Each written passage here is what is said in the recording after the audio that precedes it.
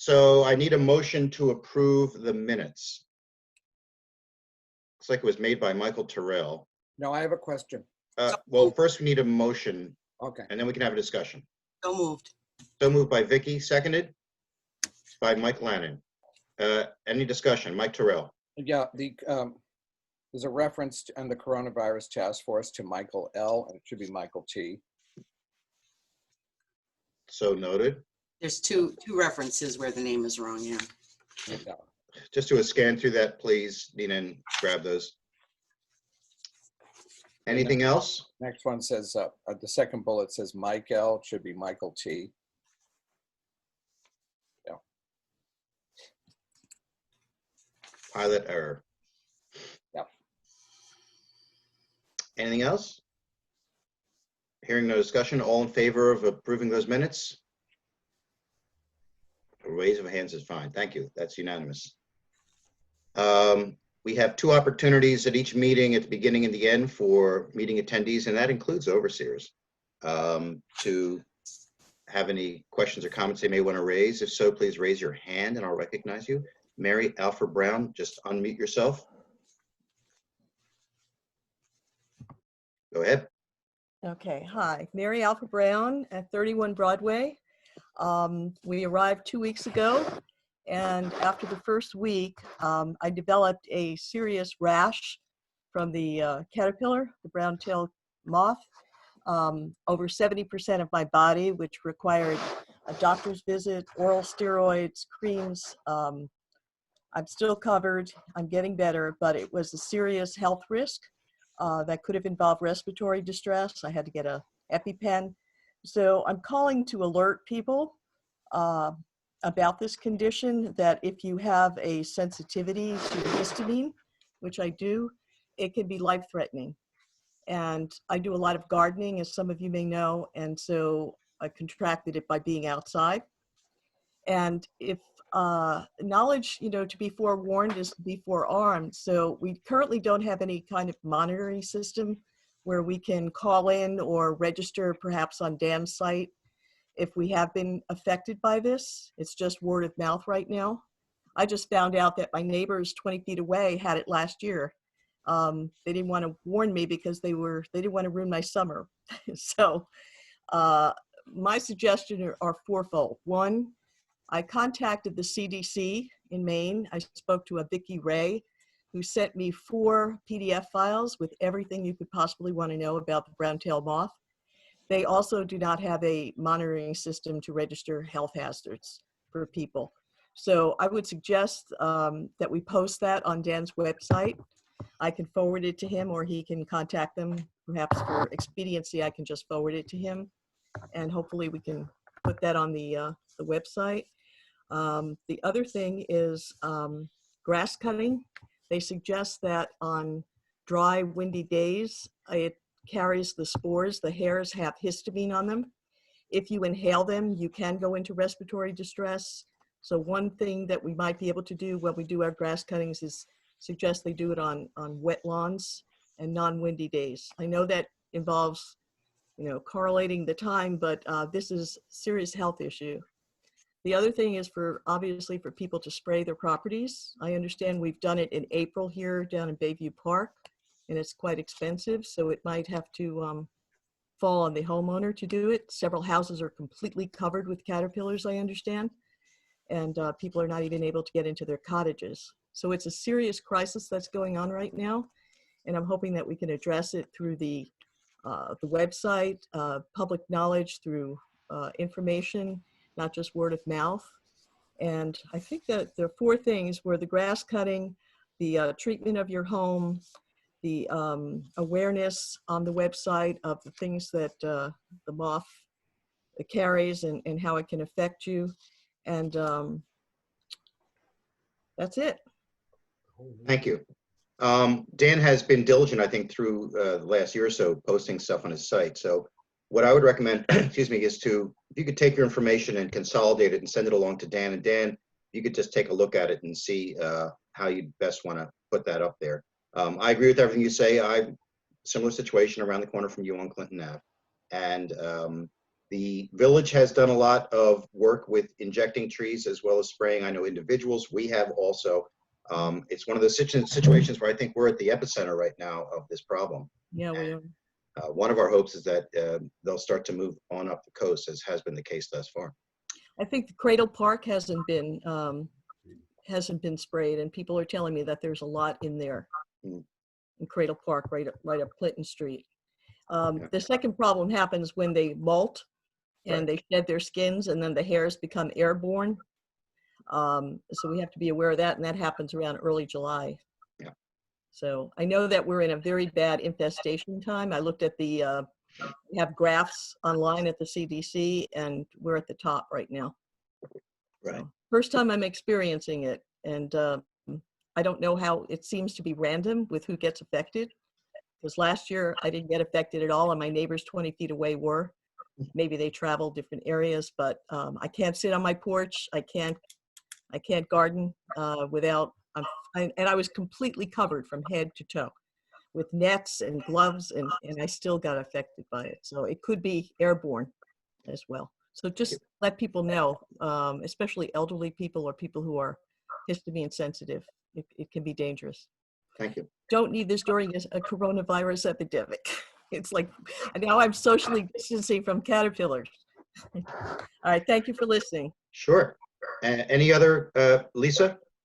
Yeah, I just wanted to say, Mary, I appreciate you speaking up. I'm the communications person. And so I had sent something out last fall about this with information about the brown-tail moth and how you could treat your trees and whatnot. And then there's been fundraising with information throughout the winter. And I know Dan has continued to send it out. So if you want to send it directly to Dan or you want to send it to me, I will make sure that we continue with that. But yeah, we've tried sending it out previously as well, just to kind of warn people, but it's a continuing thing and obviously much worse this summer. Thank you. Miles? John, at some point, could Vicki give us an update on exactly what has been done and if there are any village spaces that have been yet sprayed or not, that there might be further action we could take? Let's hold that until we get to the tree and tree warden reports, okay? Yep. What else, Miles? This has been on my mind ever since I was appointed, elected, whatever, to the overseers, and I have hesitated to raise it, but I think I need to raise it now. I'm quite concerned with the name overseers. It has great historical baggage, and every time I hear the word, especially in these times, it really bothers me. And I think at some point, I don't know if this has ever been addressed before, we should consider changing the name of our administering body.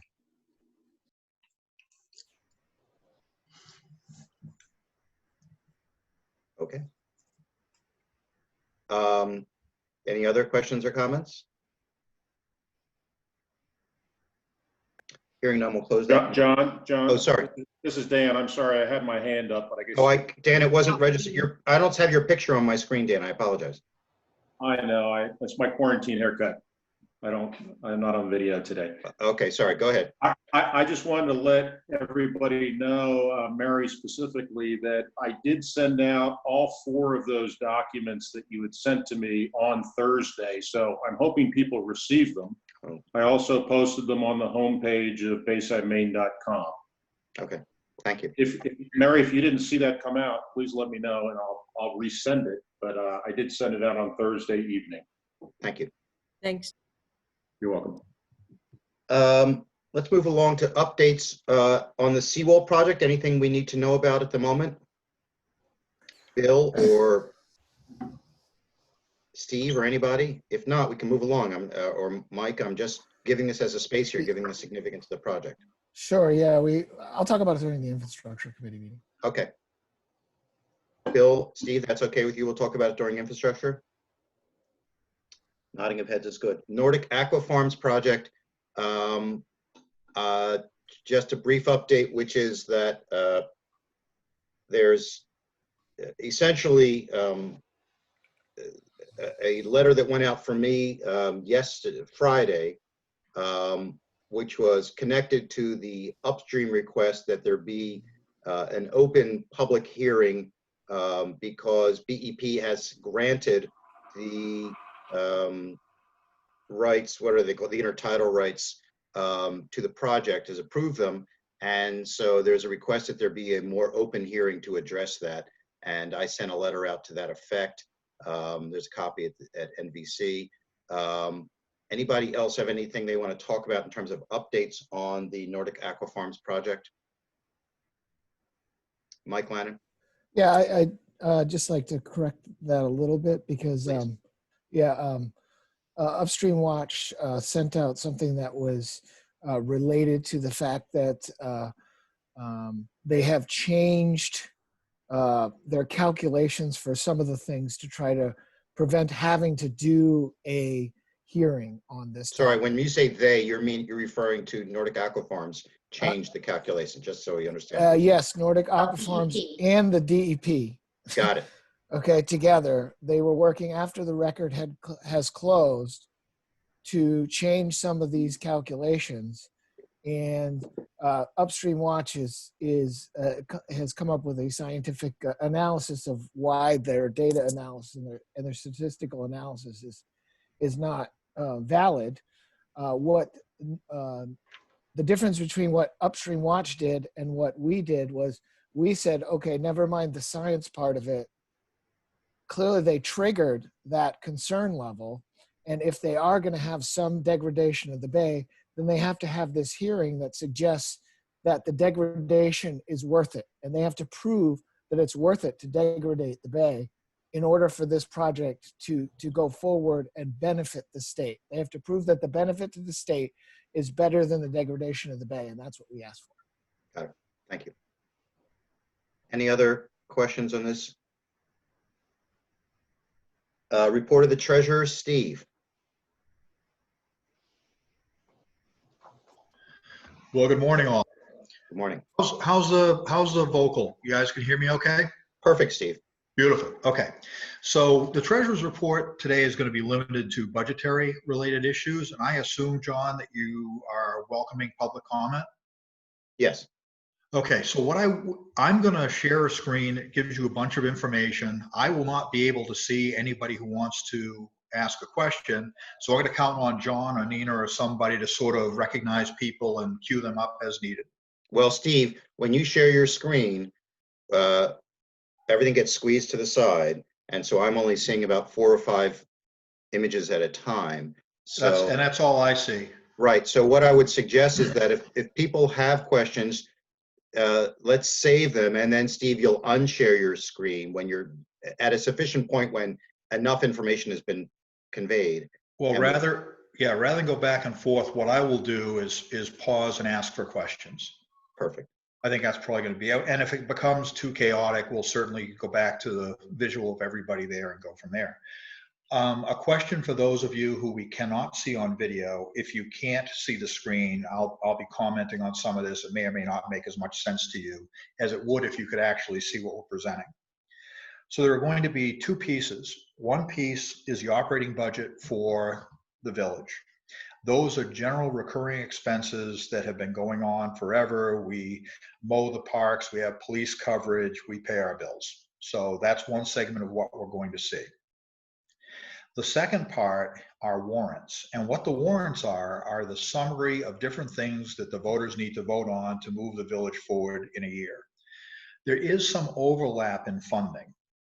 So when you look at the operating budget, when you start thinking about projects like the seawall and you start thinking about funding projects like North Avenue, that's generally not contained in the operating budget. Those are more warrant related issues. So if it feels like we're missing something, you may want to wait until we get through both pieces before you raise those questions. So are we good to go? All right, we're going to start with warrants, and I am going to need somehow a verbal yay or nay for each of these warrants from the overseers. And Nina, if you can try to tabulate that and just make sure we have approval or don't have approval. The other piece is some of this will be subject to change, and that's typical of what we've done. The overseers say, well, we like this, but, and approve the overall warrants with the exceptions that we take care of those things that they consider to be buts.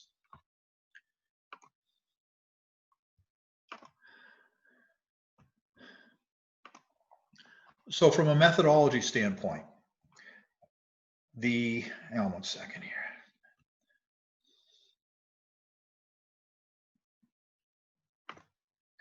There we go.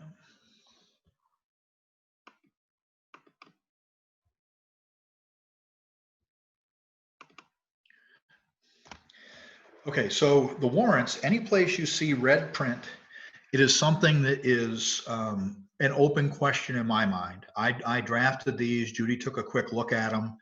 For the most part, they're complete, but these are open issues that we just need to get resolved prior to publishing the notice of the meeting and putting together the annual report.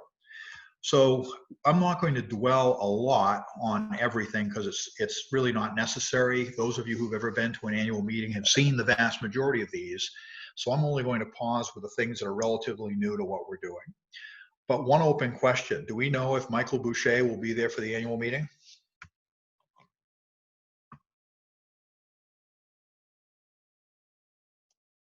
We haven't asked him, but I assume that's the case. He has done that in the past, but So we need an answer to that question. I I will have my make a hand note. up. Judy? It's not so much a question as if he'll be there at the annual meeting, Steve. It's whether he will be physically around the Bayside to post the warrants. So can we consider this complete? I think this is complete as long as he's still our cop He is. or chief. Officer, police chief. Done. Thank you. So in Article 4, some of this is in red, some of this is in blue. This will all be updated with the budget we're going to look at in a few minutes. So that's just a reference point. The things that are in the light blue color are pretty much locked and loaded based upon what the overseers have approved thus far. If they vote to approve the same information today, those will remain unchanged. I have flagged the 2 red items just to make sure we get them correct by the time the overseers complete their vote. Mm-hmm. Article 5 is really just something we've done every year as a tax anticipation note. What we need to do is update it based upon the real budget. The financial statement information is updated based upon indebtedness. Article 6 is our emergency funding bond. So we've for many years set money aside in the event there was severe damage to the wharf, the community hall, or other infrastructure. This once again just needs to be updated based upon indebtedness. One of the things that we have been talking about since we started the seawall is how do we reduce the expense to taxpayers? And we have ample reserves to begin a process where we use some of those reserves to reduce the taxpayer burden. So Article 7 basically just says we've already approved the borrowing and have borrowed $1.6 million, but we're going to have an interest payment in 2021. And would the voters consider a $25,000 withdrawal from reserves so that there's no tax increase to cover that payment? Overseers, is that a yay or a nay? That's a yay for me, but I have a question. Yep. Do we still refer to it as the 1.6 million seawall bond when the numbers came in lower? It was approved as 1.6, so there's some logic to referring it to it that way, but we'll have to, I guess we'll want to remind the taxpayers that in fact, it's probably going to be lower in light of our contract. Yeah, no, I agree with that, but today I don't know that. Yeah. And if the overseers, if the voters approve some of the other warrants, we will likely consume the $1.6 million. Okay. Steve, in terms of process, you're asking about getting response from the overseers. What I suggest is that when you have questions along the way about do the overseers approve this item, put it out there, give it 10 seconds. If anybody disapproves, they should speak up, but otherwise we'll take silence as assent. Oh, I'm fine with that. Anything that works, just so we're sure that we have agreement to move forward. So hearing no objections, I'm assuming we will move forward with Article 7 as is. Article 8. So there was an open question about expanding the scope of the North Street drainage process that has already been bid upon by our contractors. The original proposal was to control some drainage at the base of North Ave. There has been some suggestion that it might be worthwhile to do additional work. When we were speaking about this during the budget workshop, Mike Lannon was going to get some information from our contractors to determine what kind of additional costs there would be for engineering, and perhaps some kind of idea as to what additional costs would be to do the additional projects. So we could change that number from $29,000 to whatever the new number would need to be. I know what that is now, Steve. If you'd like to- Okay, that's good. So one of the challenges is I don't have the contract in front of me, and from memory, it seemed like the bid cost for the primary seawall project was 1.44 million. Yes. And if the voters approve both Article 9 for $211,000 and the North Street budget, we have no money to expand that project. We weren't at the top end of that 1.6, and besides, the North Avenue is not part of the seawall project, so it doesn't have to come in under the 1.6. It does not have to, but then that raises the issue. So if you take a look at the article as currently written, it's to use funds from the seawall bond. That could be changed to, do the overseers want to issue yet another bond to cover North Street, North Avenue, whatever that expense may be. So that's sort of my commentary, and I guess I open it up to Mike in particular to tell us what the additional cost would likely be. Mm-hmm. So I talked to the engineer, and it would be up to $4,000 to do the redesign work that we're talking about. I think it's going to be more like 3,000, but I want to make sure that we have it covered, so I have some contingency in that. And we talked to the contractor, and of course he has no plans to go off of yet, and he thinks it could be 6,000 to 8,000 to add the second basin and rework the corner to come around and slope better.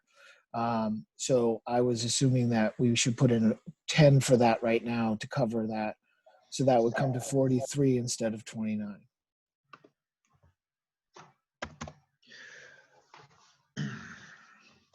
So questions, comments from anyone else?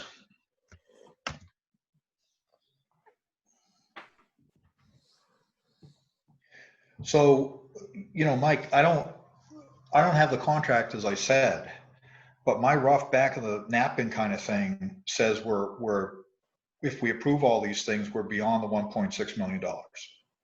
Would you agree with that or disagree?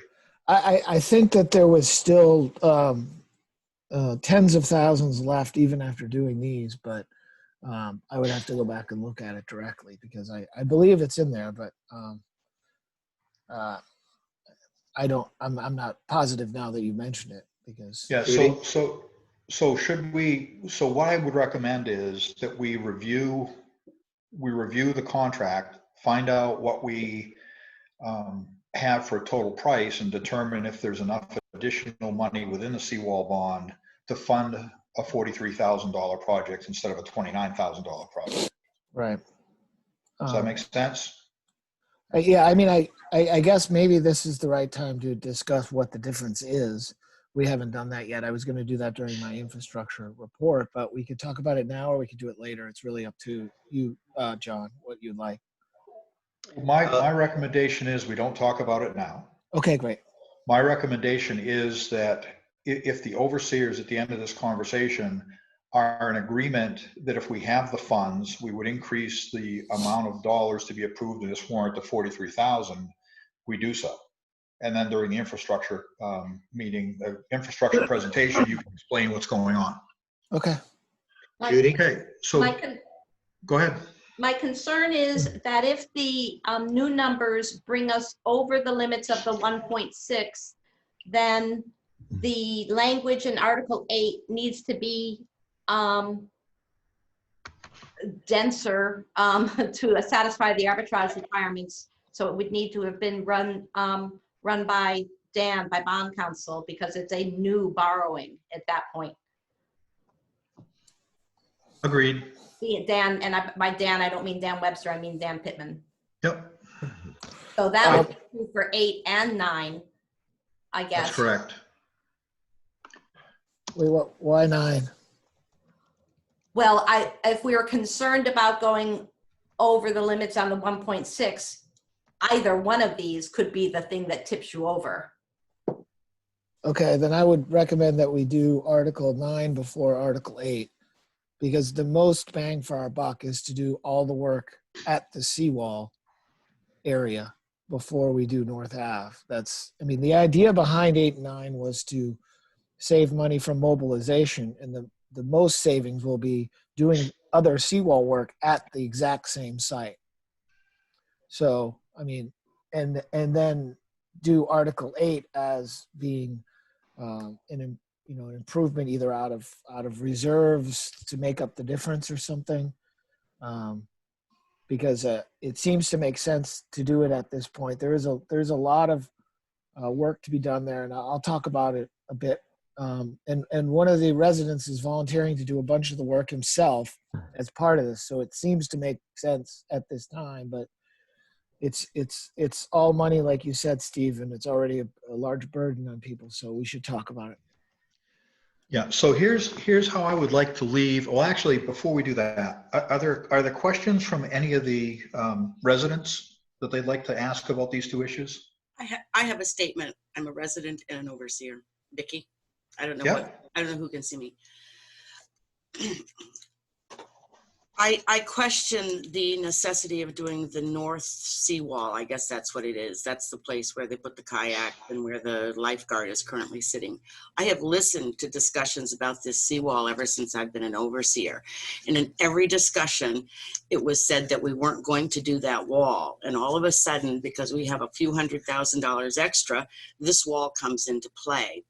I believe that the most important thing is whatever's going on at North Avenue, and we should not do the North Seawall. I don't care how many trucks they already have down there or anything else. It has never come into play until the last couple months. And I think that's a gross altering of what we've been talking about over the last 4 or 5 years. So that is what I need to say. I would hold on a second, Steve.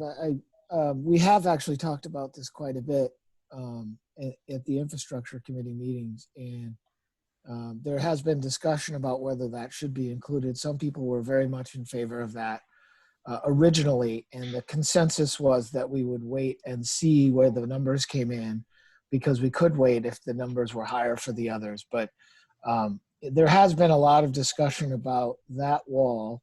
The logic behind not including it is that it is a short wall, and therefore it could be done at another time with a different mobilization effort without as much of a concern. So I do agree with you on that, Vicky. So, but there has been discussion of that all along. I'm sure there has in your infrastructure committee, but it was not in any of the presentations last year before the vote, before the annual meeting. Okay. If it was mentioned, it was mentioned as an aside, and no, that is not included in this proposal. And all of a sudden it is now included in the proposal. So I'd like to interrupt for a second. yes. In the interest of keeping us on track, are there any questions regarding Article 8? Yeah, I mean, we're discussing them right now, Steve. No, you're discussing Article 9. Well, I think we're discussing them together. So Mike, why don't you hold your commentary for a second? Does anybody have any questions about the way Article 8 is being structured and a desire to bring the information out of the seawall, bring the funding out of the seawall as it stands now?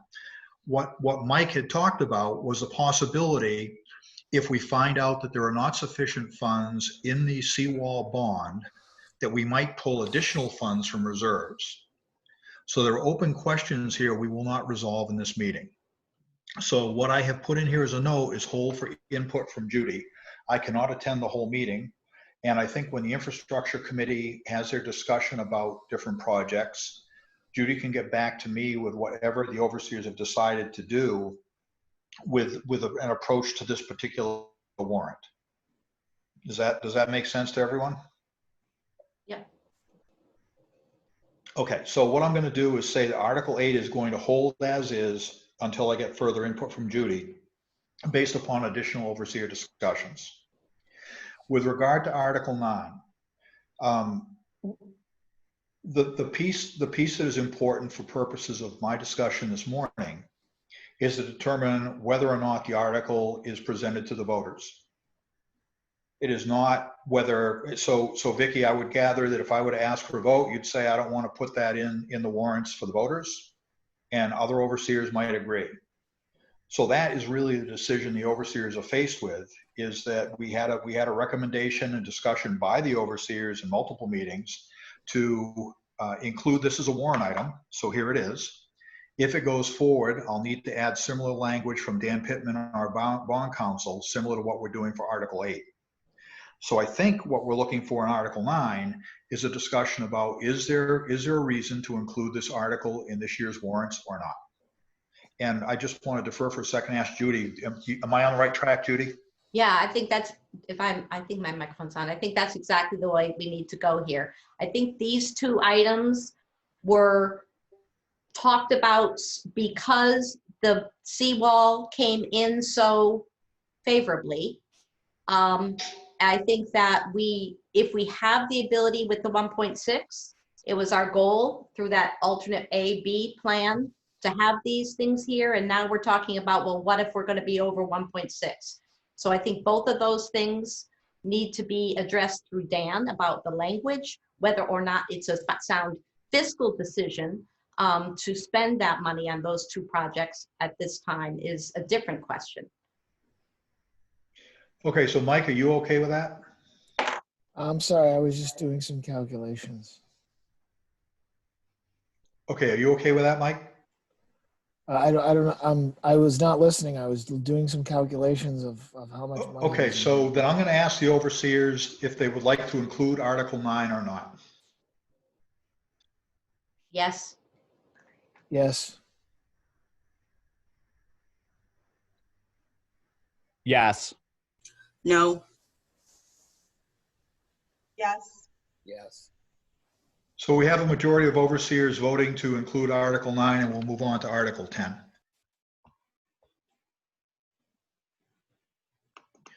So Article 10, I have changed a little bit. There was some discussion about the village truck, and one of the possibilities that was raised was that instead of trying to repair something that's in marginally workable shape today, we should purchase a new truck.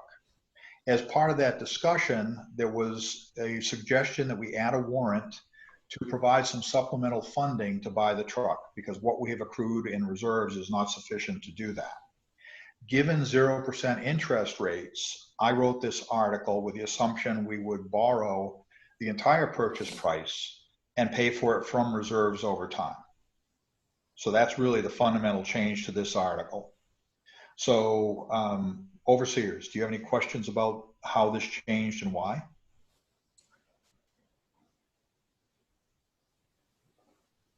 Hearing none, are there anybody in the audience who has some questions about this?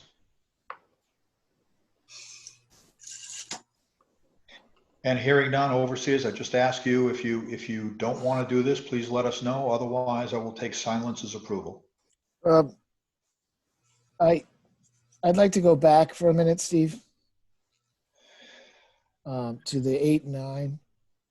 The total with the alternatives plus the design fees is 1.484 million.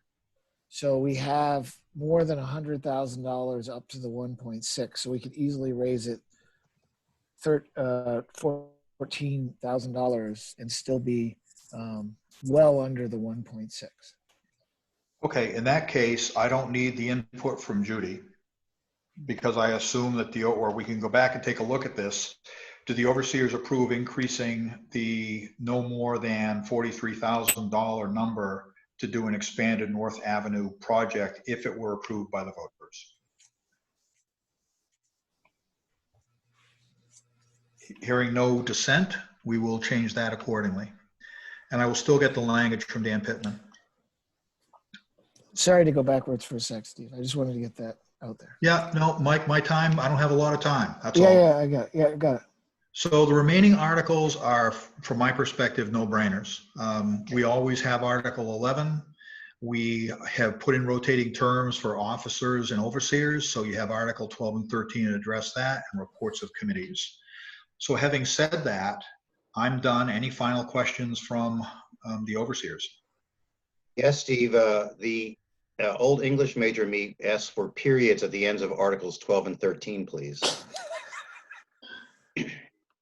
Thank you, Steve. You know what? They may very well have been like that for years. Time to fix There you it. go. This is Jeffrey. Just a quick question on Article 13. I thought when we were doing the budget workshop, are we electing 2 overseers? Or is 2 the correct number? Okay. My understanding from some work that John had done was 2 was the correct number. Because Michael Terrell is ending his term and has agreed to stand for election again. And Miles, who is finishing a term for another overseer, opens up a second 3-year term.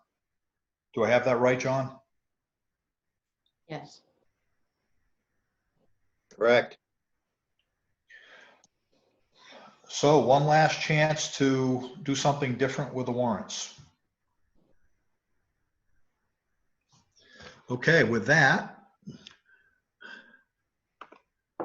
stop sharing for a moment and I will find us our operating budget. So what you have in front of you now, and I trust you guys can now see the budget worksheet. Can just at least one person confirm that? Yes. Okay. Yes. So taxes at this point, based upon the work that was done by the overseers the other day, are in here as no increase whatsoever. That can be a little bit misleading, but I'm going to run down through this relatively quickly. I will pause at the end of income to see if there are any questions from the audience or the overseers. But what we do is we roll up all the expenses and that determines what we need to raise for taxes. So we've seen some changes. Rent from utilities is decreasing by 50%. And we have chosen not to budget community hall rental because if we can't use the community hall, there'll be no revenue. And that results in a net reduction in income for the village from all sources by $3,700. Any questions? Then we go through expenses line by line. And a lot of these are very much what I call bulletproof. And that is to say, we pay for postage every year. We have office supplies. We pay for property and casualty insurance. And Nina and I have gone through the ones we had questions about on Wednesday night and validated that property and casualty insurance is in fact $4,500. That was one of the ones that was a question. And there weren't a lot of those we needed to look at, but I think it's safe to say that Nina and I are comfortable that we're presenting to you, to the extent there are any changes, and there are really very few, the most accurate information we have available to us today. Steve, I just want to interrupt for 1 second and explain to those who are not overseers who are attending this call that on Wednesday, late afternoon, the overseers and Steve had a workshop where we went through this budget line by line, and a lot of the references that Steve is making came out of that workshop. So the overseers have already had the ability to go through this and look at it very closely. So just so you understand what preceded this presentation here. Thank you. Yeah, thanks, John. That's absolutely correct. And this has been a process we've been using, well, for 12 years that I know about and probably longer, to try to work through the entire budget in an overseers meeting would be more than a day-long process.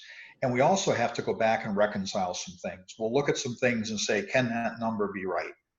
So by having a budget workshop in advance of the overseers meeting, the overseers have a chance to look very critically at the budget, determine where we need to spend funds, make adjustments as needed, and then raise questions about any number.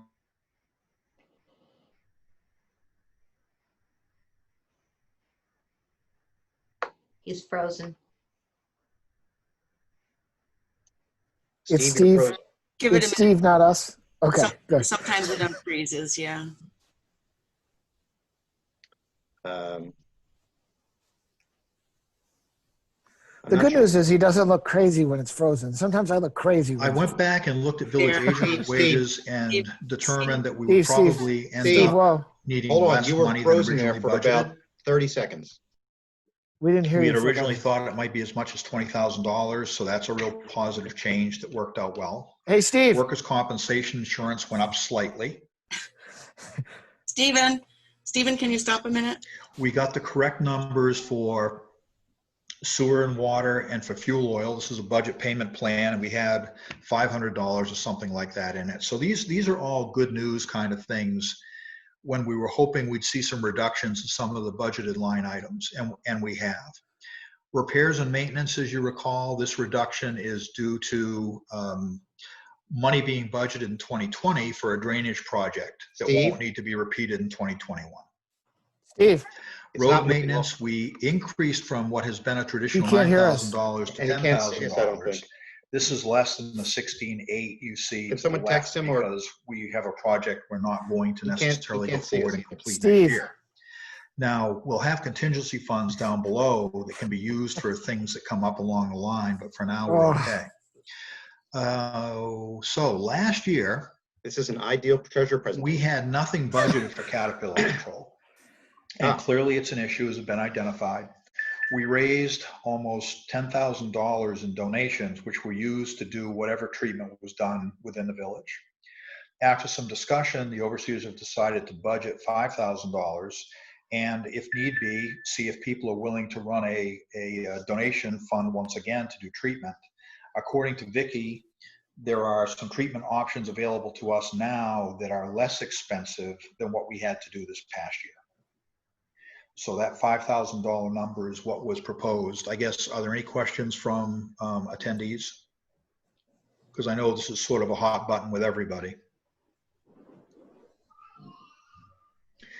Hearing nothing. Steve, can you hear us? Steve. No. Most of these numbers, again, if He you're can't looking hear at us. dollar Steve, change, can you hear? they're insignificant changes to what is allowed in the budget or needed in Steve! the budget. Yeah, yelling's not gonna Please, help. Who can text him? He's frozen again.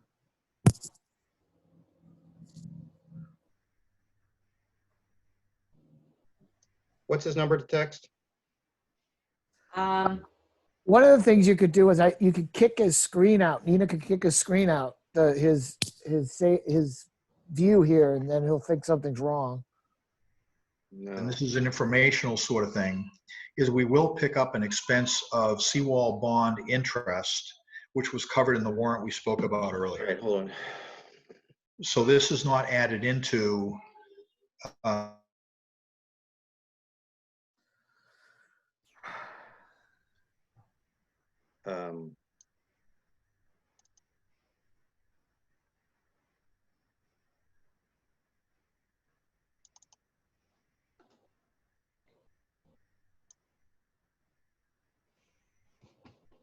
Frozen.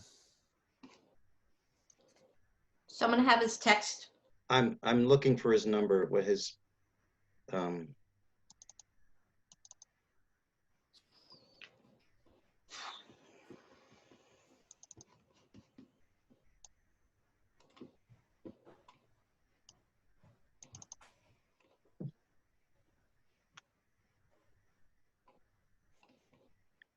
Now he's gone. 6531683. I talked to him. He's disconnected and he's coming back. Great. Thank you, Thank you, Vicky. Thank you, Nina. That was Nina. Nina. Oh, thank you, Nina.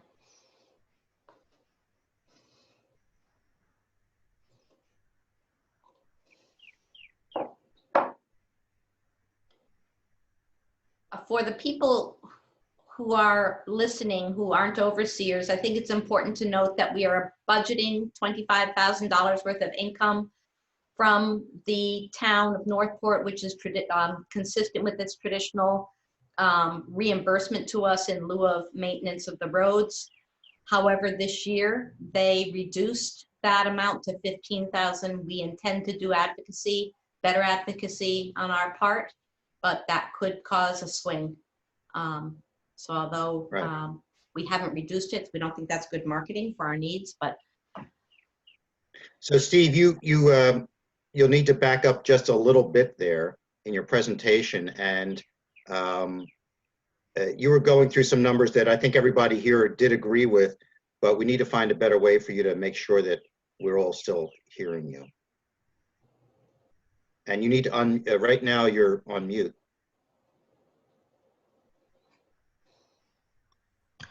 Apparently, I dropped the connection, and it was not clear to me.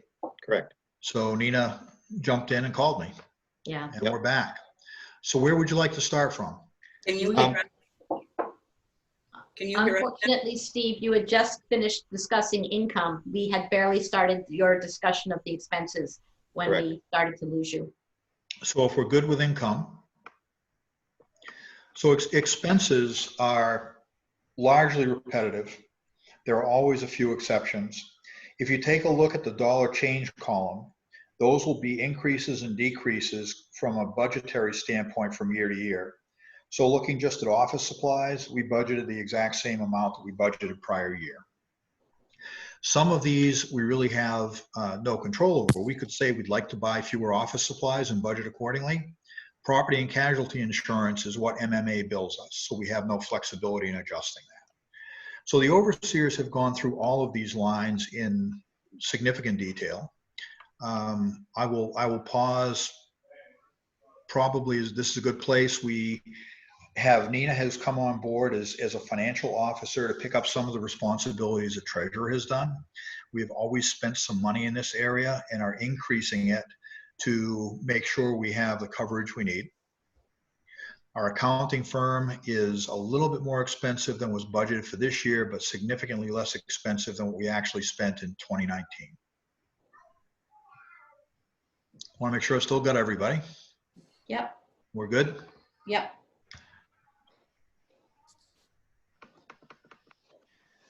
Village truck, these are somewhat boilerplate numbers. We really don't know what we're going to need for truck maintenance, but the goal here is to replace the truck. That will oftentimes cover registration fees, state inspections, some very basic things, but there's always an oil change, something along those lines we need to do. And we've been accruing for truck replacement for a number of years now to make sure we're in position to help fund it when the time comes. I have a question here, Steve. Sure. At the workshop, we talked about the tires, but they don't show up in here. That was police cruiser. Oh, okay. Thank you. Yep. Oh, Steve, I have a question. Yes. I think you said that you think we have something like 12,000 in that accrual fund for the truck replacement. Yep. How does that factor into what do we do with that if we buy a truck? So the voters approve the use of all of our truck reserves. There's a sum of money in general government, sewer, and water dedicated to that process. The overseers have just approved inclusion of a warrant to buy a new truck, if that's what they decide to do, and to pay the payments for that truck via reserves. So what we would do for the first year, and maybe until such time as we exhaust truck reserves, we would be able to pay for the truck through reserves, but we'd be retaining those, earning what little interest we earn until such time as the truck fund was exhausted, if in fact that happened.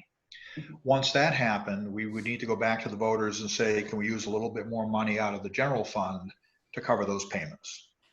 But we might as well use somebody else's money if there's zero interest, and that would come from truck reserves. Does that answer your question, John? Yes, sir. Okay. So other things, the village agent, we had expected to need to increase that budget line, and upon review, it appears that we can actually save some money compared to the way we were budgeted this year. Office personnel, for a whole host of reasons, is half of what we expect. We're not staffing the office at the same level. So there's some significant savings available to us there. Workers' compensation insurance just is what it is. We went back and researched what our exposure is likely to be. You know, we've added a police officer, whereas we used to have one. That costs us more money. We've added a lifeguard versus one. That costs us more money. So if you look back to 2018, it only cost us about $1,000 a year for workers' comp insurance. And that number has risen as we've made changes to the way we operate the village. Just a question, a note here, Steve, which is that the 50% reduction in office personnel this year in terms of staffing the office is to some degree a factor relating to the COVID-19 epidemic and our dealing with it. I don't question keeping that number in there for 2021. I'm just letting the overseers know that we don't know exactly how we'll be staffing the office in terms of hours, et cetera, next year. So that's a somewhat fluid number in my estimation.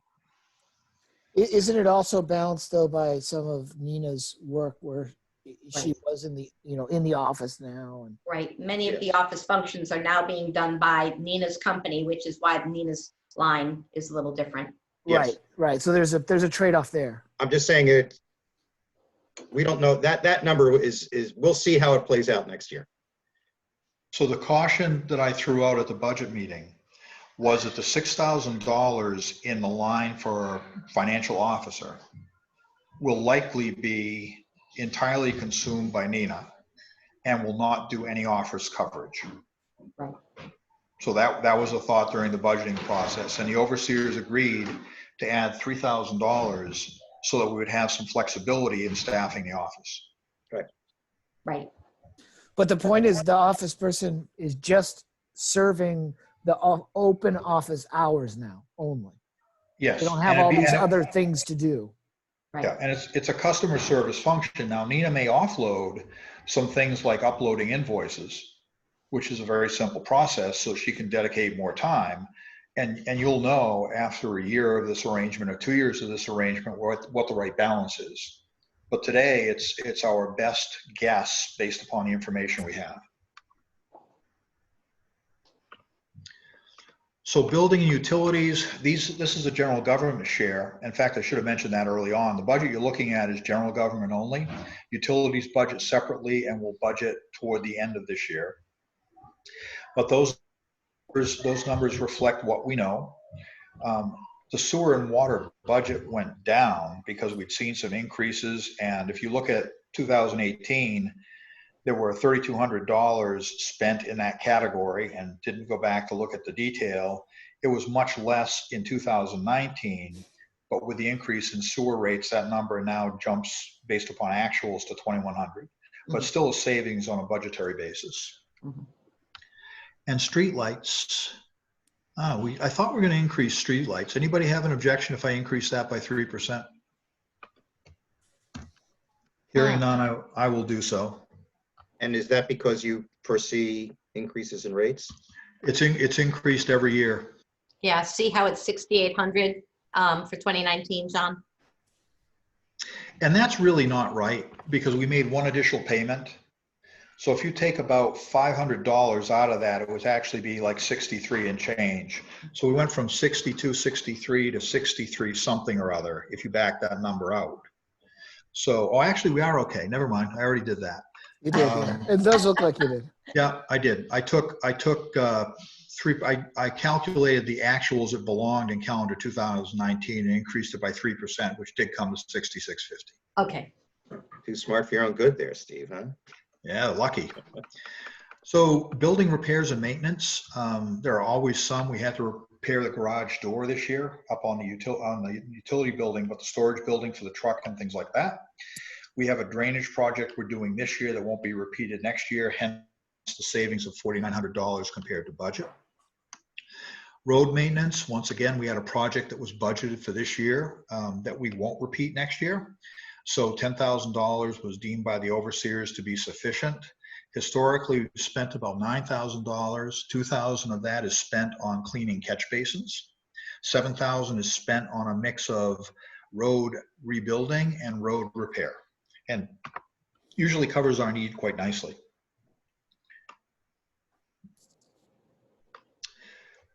Caterpillar control. So it's certainly a hot button amongst, I think, most people in the village one way or another. There are less expensive versions of treatment available to us today that we did not have the ability to access last year. So the overseers voted to include $5,000 to that end. Now that was a lengthy discussion. We spent almost $10,000 this year doing injections and trimming caterpillar nests from the trees. The assumption here is that the 5,000 will yield at least equal results to the 10,000 we spent last year. And it does not preclude us from doing a fundraising campaign to see if the community would like to chip in some additional money. So I want some feedback from the audience, because this is something that certainly has emerged as a whole different issue than anything we've dealt with before. Hearing none, we'll move on. Everything else from here on down, we have library repairs. This is power for the library, that $275. Our wharf and float expense is fairly stable, including maintenance. Trash collection, that's a contracted amount, so we know specifically what that will be next year. Lifeguard and police-related expenses are all holding essentially flat, with one exception. We're replacing the tires on the cruiser to the tune of, I think we put $1,200 in for, no, not 12. What do we figure, 4 tires? Yeah, $1,200 so that we can replace the tires on the cruiser. Hydrant rental does not change. So then that brings us to debt service. There is always a change between principal and interest in any one given bond. The balance generally stays very flat. The one addition you see down below at seawall bond at $25,000 is not included in the operating budget, because the warrant that we looked at earlier will pull those monies from reserves, so we don't need to fund that via taxes. Right. So I guess the best news of this whole exercise is, even though we've seen a reduction in income, we have seen enough of a reduction in spending that we're $2,000 ahead of where we were last year at a budgetary basis, which means that we have an $11,862 contingency fund compared to $9,800 in 2020. Perfect. So that's the budget that we would go forward and put forth to the voters, unless there's any form of additional discussion. And Judy, I can see your hand. I was going to move that we accept the budget as presented by the treasurer for inclusion in the warrant. Second. Any discussion? Hearing none, all in favor? Aye. Aye. Aye. And we should have a motion for the warrants along the same lines with the disclaimer for the changes we need to look at, adding Dan Pittman's language. I move that the warrant as presented by the treasurer today be accepted for presentation at the annual meeting, recognizing that there are some word changes that might occur at the recommendation of bond counsel. Second. Nina, you can tighten up the language on that a little bit, of course. Any discussion on that? And is that both of those warrants, 8 and 9, we're discussing? That's all 1 through All 1 through 16. 13. 1 through 13, thank you. All in favor? Aye. Aye.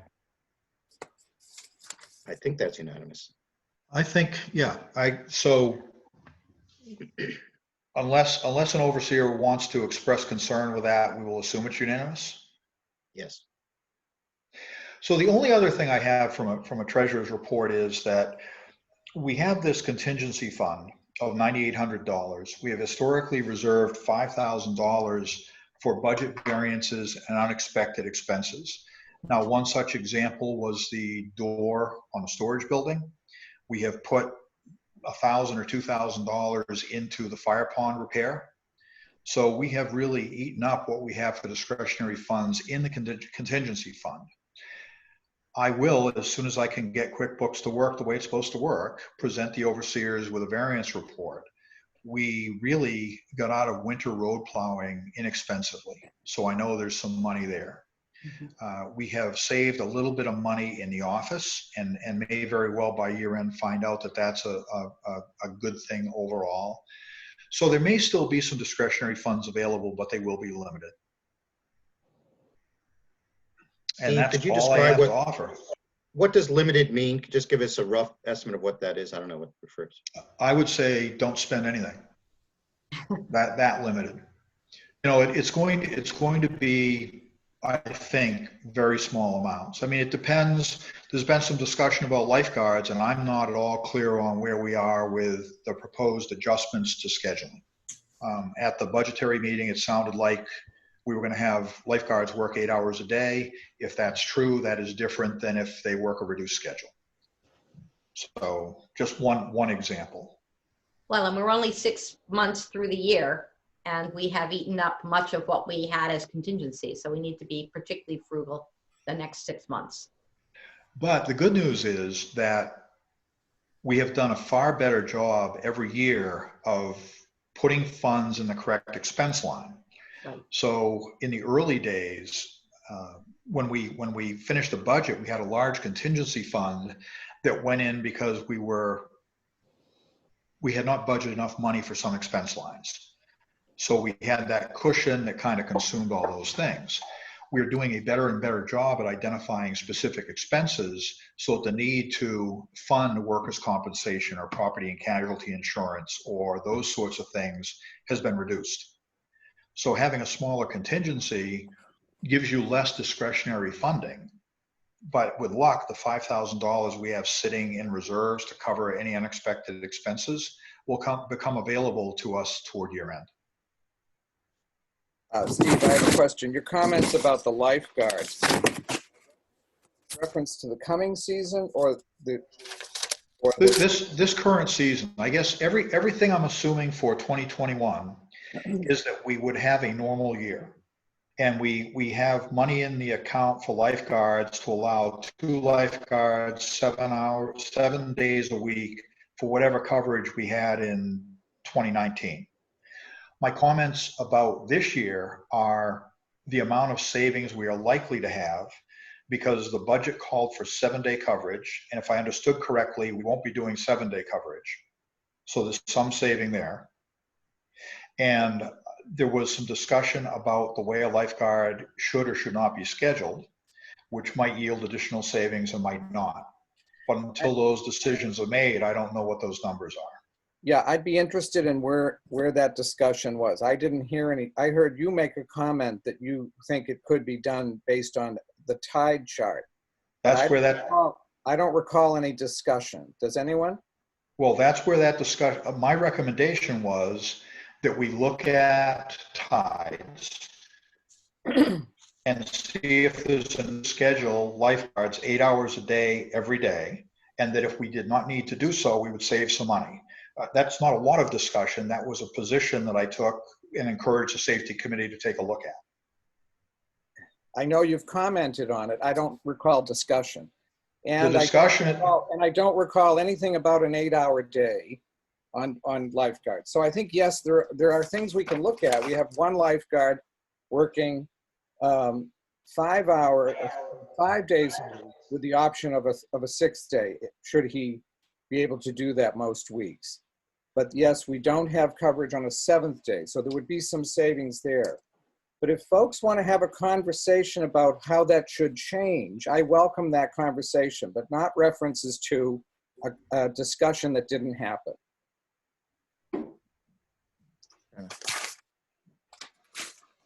Anything else anybody needs from me?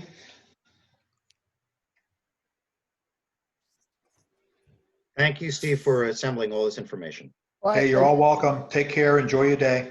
Hey, Steve, one more. Good too, Steve. Whoops, he's gone. Boom. Oh. Oh, I'm still here. Oh, good. Well, I just wanted to say thank you, Steve, because it was great to see the budget again. And this is the last time you're doing this. So thanks for doing it. And thanks for doing it all these years. And Well, and you guys did what you needed to do to get us through the process in a really well thought out, intentional way. So thanks very much for that. Thank you for all your work. You and Nina too. yeah. And we can tell by the line items that clearly you've been doing a lot of this stuff that you've taken on yourself, and having Nina do some of it will really help with the next treasurer be able to do it more of a more traditional way. So thank you for taking on extra also all these years. Yeah, no worries. And Nina's doing a great job. Good learning experience, right, Nina? Steve, John, what's up? I had as a line item on the agenda that I was going to, excuse me, present the update on the treasurer's position. But since you're leaving this meeting, I think probably now is the time for you to sort of say what's going to be happening with the treasurer's position. Sure. So I am finishing 12 years of involvement in governmental activities. 6 as an overseer and 6 as treasurer. Wendy Huntoon has agreed to stand for election as treasurer. And we're working through transitions now, trying to make sure that she's up to speed as best she can be before that change takes place. I am not going away. I intend to continue as part of the finance committee and part of the personnel committee so that I can serve as a resource as needed and go from there. I've told Nina I'm only a phone call away if she has questions as she begins picking up more and more responsibility. So that is the plan. Thank you for everything through the years, Steve. Your gold, Judy has your gold watch and she'll give it to you later on. Does it have Mickey Mouse hands on it? Seriously, you have elevated this position in ways that elevate all of us in terms of our understanding of the financial processes of the NBC. So thank you. Bill, you want to say something? You're muted. Bill's still muted. Can you give Wendy a heads up that I'll be her pain in the ass? So the individual speaking is known as bad news. Wait, I think we all get to be that, don't we?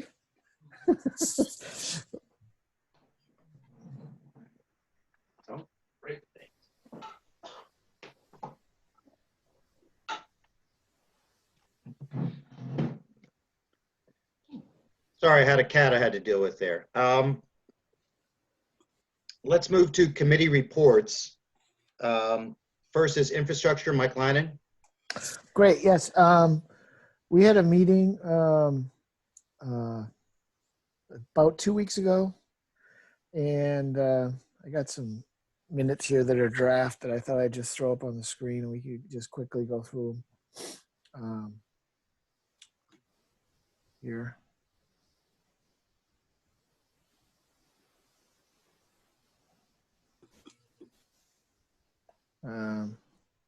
So we had a meeting and we went over the seawall update. So this project's still on schedule to begin September 15th. The contractor would love to start earlier, but AIR hasn't been canceled as of today, so he's looking forward to starting on the 15th, and we'll keep in touch with that. The contractor would like to begin stockpiling blocks prior to Labor Day.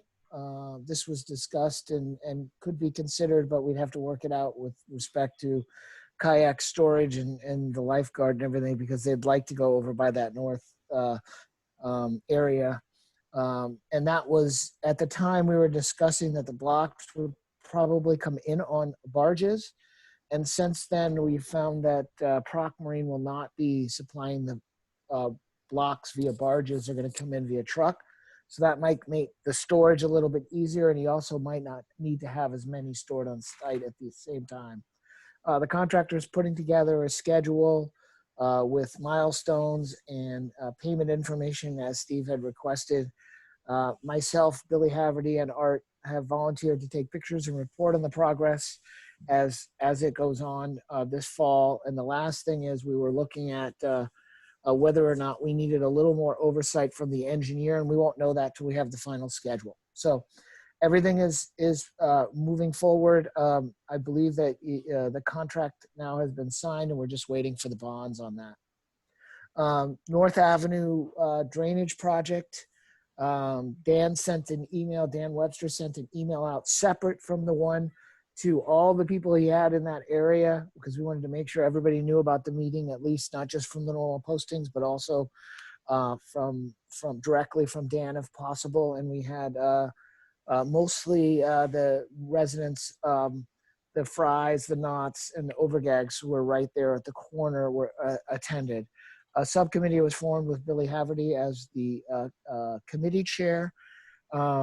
Prior to the meeting, there were some excellent videos provided by Don Knott that showed that the water streamed down the road on two sides, not just down the middle.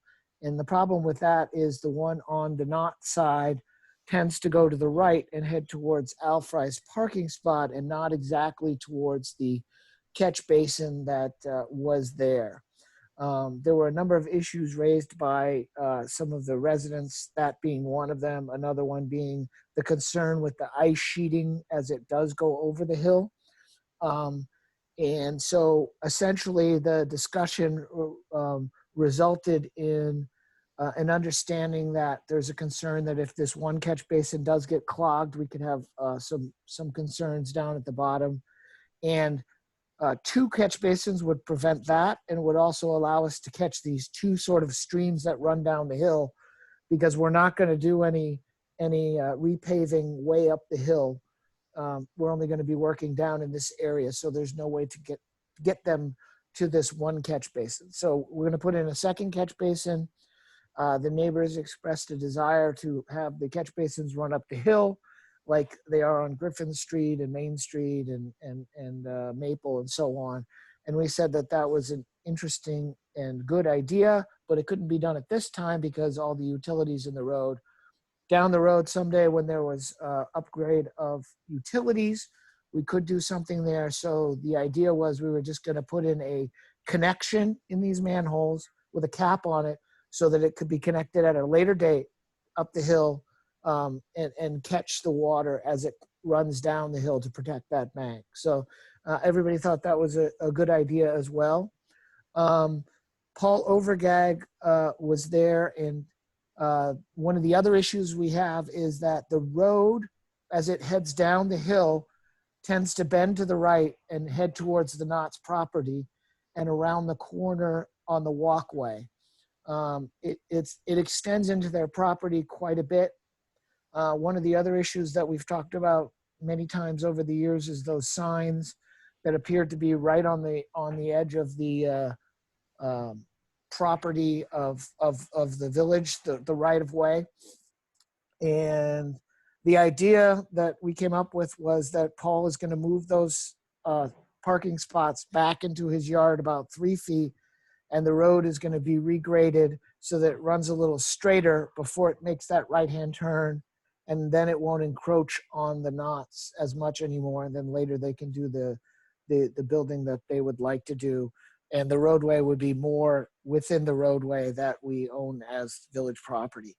Part of Paul's agreement to that was he would like the opportunity to do some work on the village land. One of the concerns they have is the pipe that we're putting in is a replacement pipe. It only goes really about as far as the existing outfall pipe.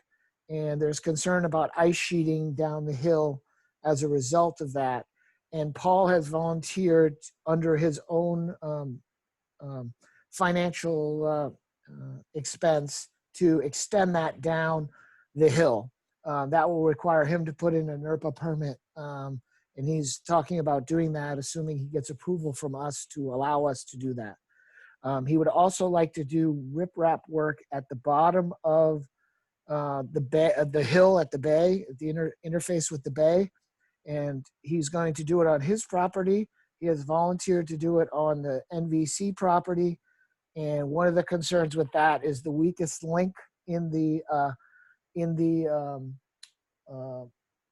weakest link right now in that whole wall is the part at Al Fry's property below his parking spot. So I had said if he was willing to take it over to and talk to Al Fry and they could work out the expenses there, that if he did the whole part, which connects to the other part of Al Fry's property that's already been done, that would make the whole area stable.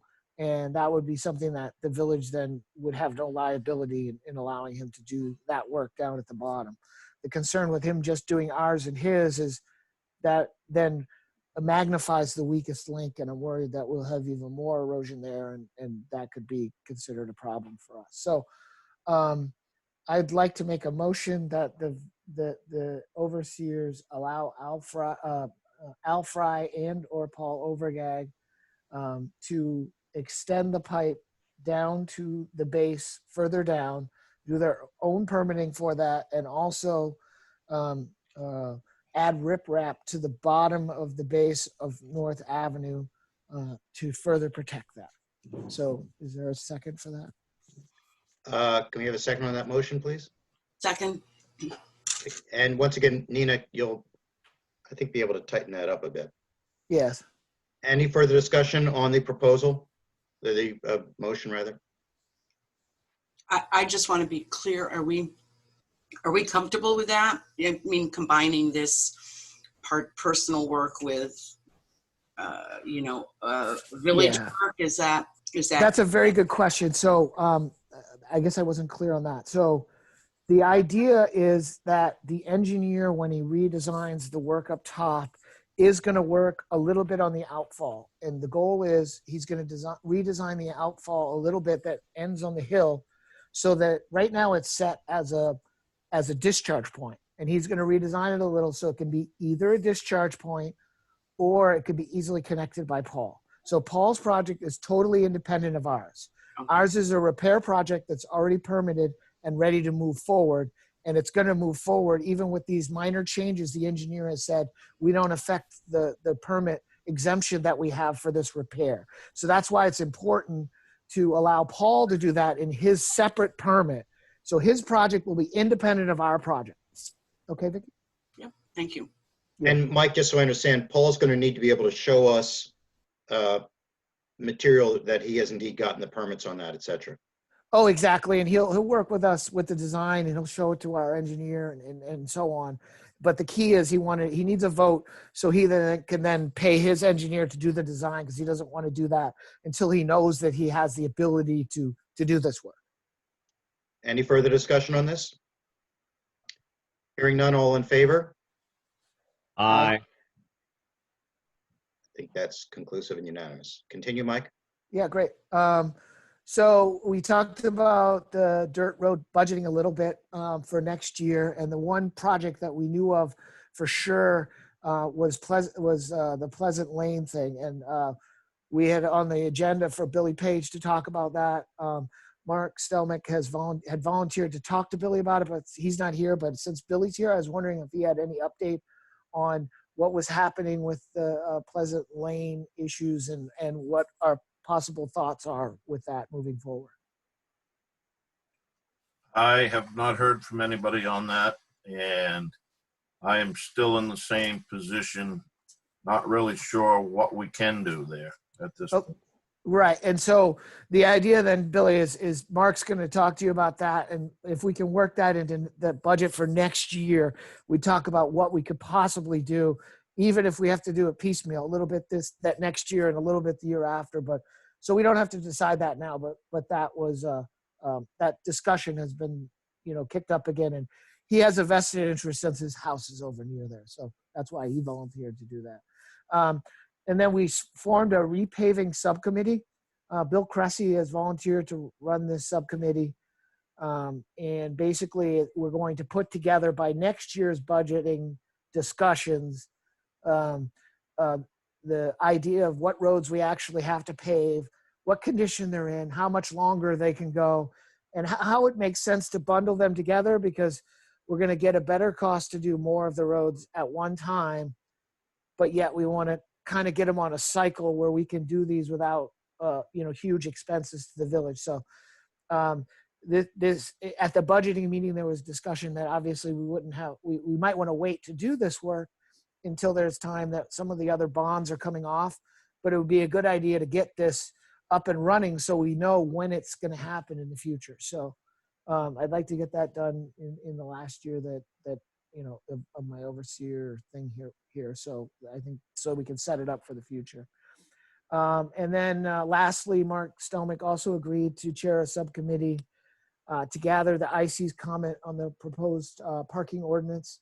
Obviously, the ordinance is not really moving anywhere this year, but if there were any issues with respect to parking and where we might have some storm drains or other things that might make more sense to look at that a little bit differently, just from an infrastructure point of view. So everybody was supposed to give comments to him, and then he was going to incorporate them and talk to Dan Webster. And I think he's already actually provided some preliminary comments to Dan Webster. So, but again, that's not something that's a short fuse. That's a longer fuse, as that ordinance will probably be voted on at another time. So that's basically it. I'll stop sharing that, and that's the committee report for now. Any questions for Mike before we move on from the overseers? Tree committee, Lisa Fryer. Sure. So we've had a couple things go on. We will have our first tree committee meeting on Wednesday, and I feel like the focus this year will really be on completing that project canopy process so that we can get a grant. And as you remember, John Hoy and I had gone to the workshop and had seen how complicated it was, and so we were going to work on that this summer, and we're hoping that some more of the committee members will join us in completing the many things that have to be completed. So that will be our process or our focus for this summer, getting that lined up so we can submit it come winter, spring, whenever their new deadline is for the next year.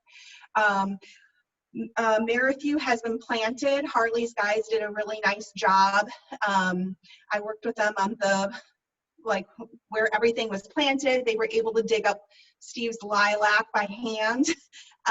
So that cost a little bit more money, but not too much. And I think Steve was also possibly going to make up that difference of that, since they had to do it by hand. Otherwise, they would have killed the plant. So it's all on the ground now. They did a nice job. There's mulch all around it. At the beginning, Vicki and I were watering it. Now Bill has taken over along with a neighbor, watering that twice a day. Some of the plantings looked a little brown, so I had contacted Rockland Plants Unlimited again, and they said that it was just keep watering it twice a day, and that it was like the shock of putting the plants in the ground. So we just have to watch that very carefully. But I think overall it looks nice, and I hope people are happy with how it looks. We had kept the back area, like right in front of Sunnyside there, away from the road, because Bill had wanted more area to plow. No, not more area to plow, but cars driving around that corner having a better vision sight, safer of seeing other cars come.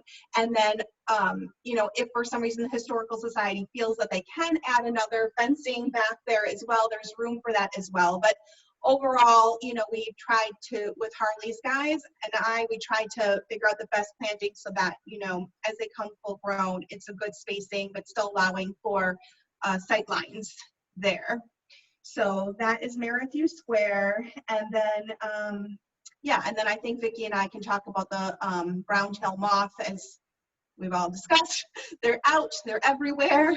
And so maybe Vicki wants to go next as the tree warden, and we can then discuss brown-tail as well. I just want to jump in on that brown-tailed moth issue, because I know Miles had asked earlier for some sort of an accounting of public spaces in the village and which have been sprayed and not. Just so everybody remembers what happened, which is that there was a 9,000 roughly raised on the part of incredibly virtuous villagers to provide for treatment of trees. There are two issues. One is preserving trees, because the brown-tailed moths over time can devastate trees and you lose a tree. And the other is public health issues in terms of the fibers that they give off and dealing with that. So one part is trees, another part is public health. They're two divergent issues. And the village paid to have trees treated in both Auditorium Park and in Ruggles Park, and I think Blaisdell also.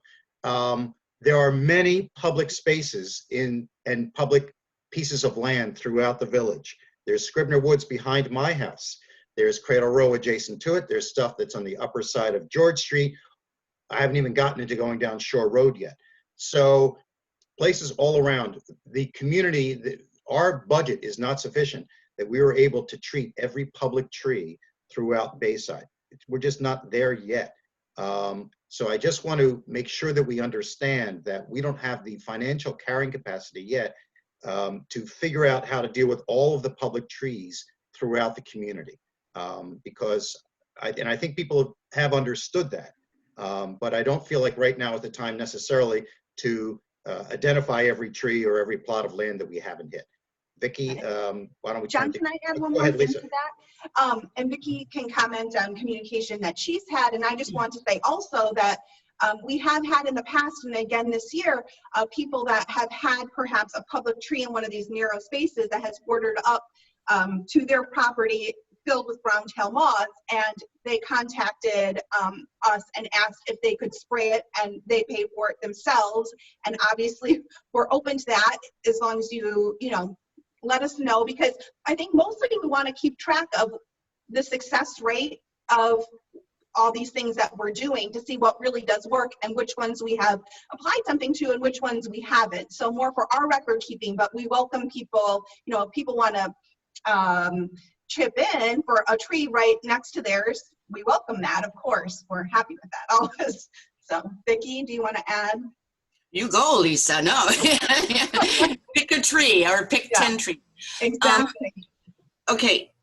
A little history, and it is in the notes. If you go back to the February overseers meeting, in February, I went to, when the concern about the brown-tail moth came up, I went around with an arborist, and to me it seemed like an overwhelming issue. And he was able to bring it into something that seemed manageable. And he said, no, you don't do all your trees. And all of your forested areas, you do the trees that are in the area that are most populated. That was the piece that I used to determine, along with other people, okay, to determine where we would spend the money and what we would do. The options were to treat the trees by injection, to clip them, to clip the cocoons, or to spray.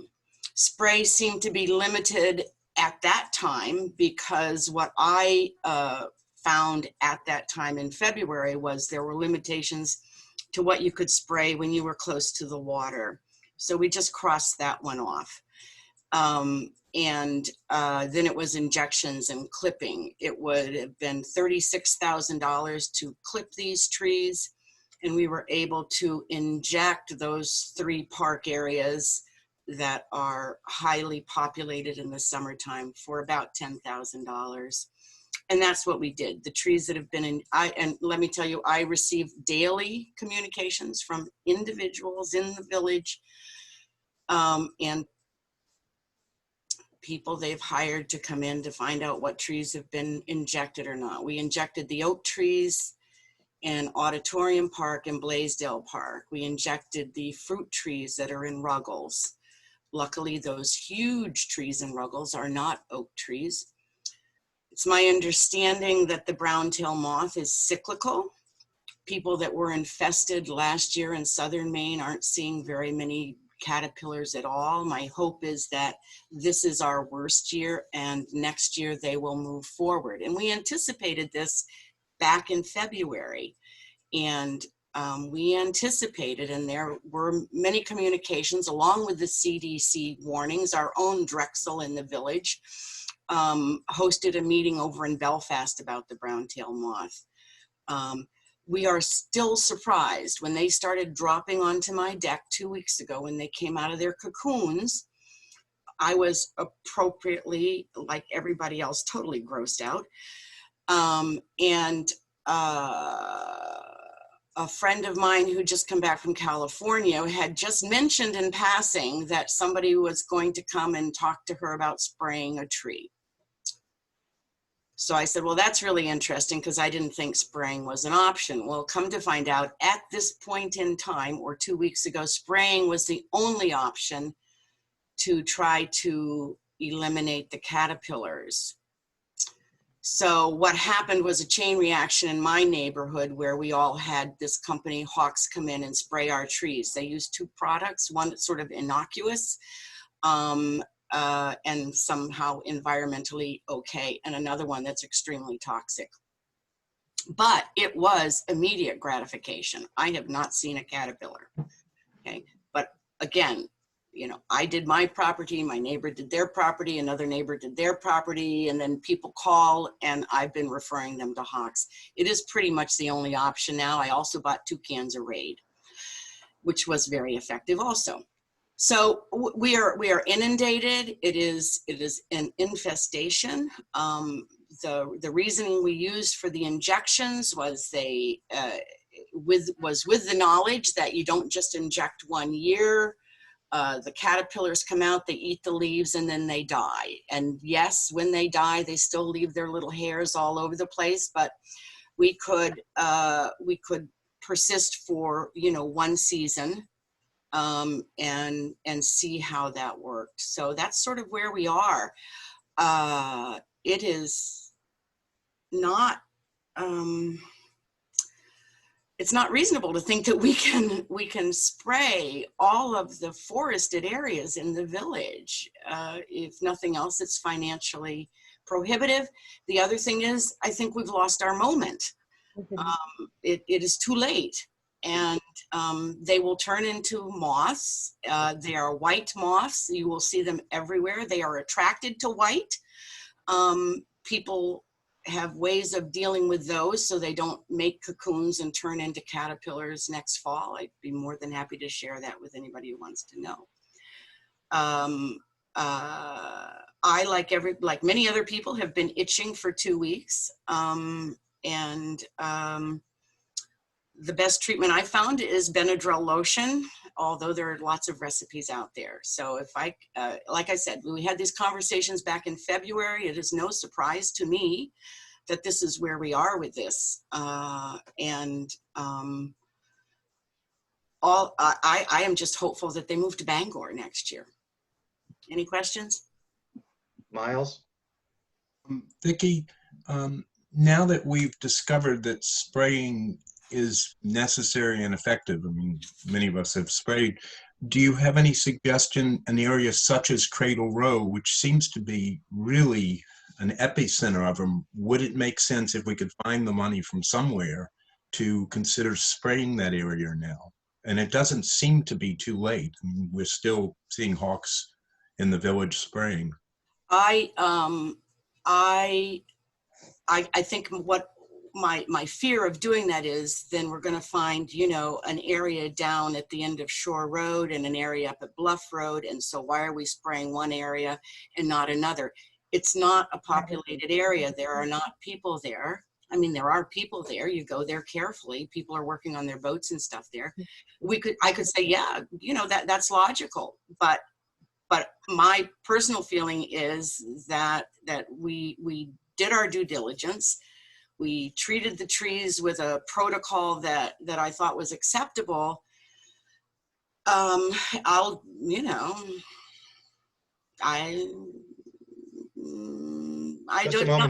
guess it's not my answer to make. Yeah. Nina, you had a comment? Yeah, I've been doing research on this because I just discovered about 2 days ago that I have them in the only oak tree that I have. And so the spraying is not going to eliminate the itchiness. At this point, the spraying will kill them, but they're already there and their hairs are going to fly everywhere, even if they're dead. They actually say that sometimes the spraying makes it worse, because now I saw a picture the other day where they sprayed their entire house and they all fell, and then the wind came and blew them all everywhere and the hairs were everywhere. So I think maybe what the best thing that you can do, which is what we're looking into, is, as they did already this year, is pruning the trees. If you can get the nests out before they open up in the springtime, and I believe you can start it because they take the leaf of the oak tree and they wrap it in the spider web and they cocoon themselves in there, and there can be as many as 40 to 500 in one of those nests. So concentrate on clipping the nests out, and then you eliminate the fact that the hairs are going to spread at all. Okay, and again, I want to say the cost of clipping nests out of all of these trees is in the tens, with an S, of thousands of dollars. It is cost prohibitive. There was an article in the paper on Thursday. Belfast City Council was talking about spending $36,000 to clip nests on their trees. If you want to do that on your individual property, I totally agree that it is the best method, but it is not a village method. I wasn't suggesting it for the village. I was suggesting it for everyone, so that the people who are here that are looking for answers that might not have read it could do it on their property. But that's how you would eliminate the hairs. Miles? I don't even know how to have this discussion exactly, but we're facing a public health menace. And my experience is different. When we sprayed, it made a huge difference in terms of the symptoms and the itching. And anything that we can do within reason seems like we should be considering, but I don't have enough information in terms of knowing how much additional cost it would be, what areas seem to be problematic. I mentioned Cradle Row because it's in the heart of the village, and all those boats down there are completely covered, and anyone who walks down there to get their boats, if they're going to do it, with those caterpillars being alive, is going to be affected. And it seems to me we have some responsibility to at least see if there's something that we could still do. And I have no information to know whether that's the case. I reluctantly sprayed, as many of us did. I'm not happy about spraying, but it made a huge difference, even symptomatically. We've had this discussion in various forms through recent overseers meetings, and I know that this discussion can easily go on for several hours with people offering various ideas about how to approach this. Again, there are two issues. One is saving the trees, and another is the public health issue, which you've identified, Miles. The village had the opportunity to really work on trying to save trees, because that's where a lot of it starts. And that's the step we've taken thus far. I'd rather not have this. I think that if we want to continue this discussion, then Miles individually and or others can work with some of us. Perhaps we, talk closely with Vicki about ways to approach individual areas. Mike Lannon? Yeah, I think the caterpillar's out of the cocoon right now is the problem for this year. We can talk about what we can do for next year, but right now it's really, it's beyond a lot of the treatment stuff we're talking about if you're not going to be snipping things out. So this is a great discussion. We should have it, but we should have it for next year as opposed to this year. Lisa? And I agree with what Mike and Vicki are both saying. When we had decided what to do at the very beginning, it was to fundraise and use that money to help save the trees and help do that. Now we're budgeting $5,000 for next year. And I think when that time comes, over the summer and over the fall, we should research. There's new things people are saying that they weren't saying before. And again, obviously everyone wants to stretch that dollar as far as we can go. And then those decisions will be made at that time. But this is where we are based on the decisions we have made up to this point. Agreed. Thank you. Anything else for Lisa or Vicki as tree warden and tree committee? No, I just want to. Mary, this is really an overseers meeting. We'll take questions at the end from the public. I can't have this conversation keep stretching out with the public entering. Yeah, I just want to say it is my intent to talk to those people now to find out what the best thing is moving forward. Okay, so that is on the plan. We just budgeted money, which we weren't sure we were going to have because last year's was all donations, and just I just want to say, hunker down. Another week or two, they will be dead and gone in whatever fashion they choose to go through their life cycle. And I understand the public health piece of it.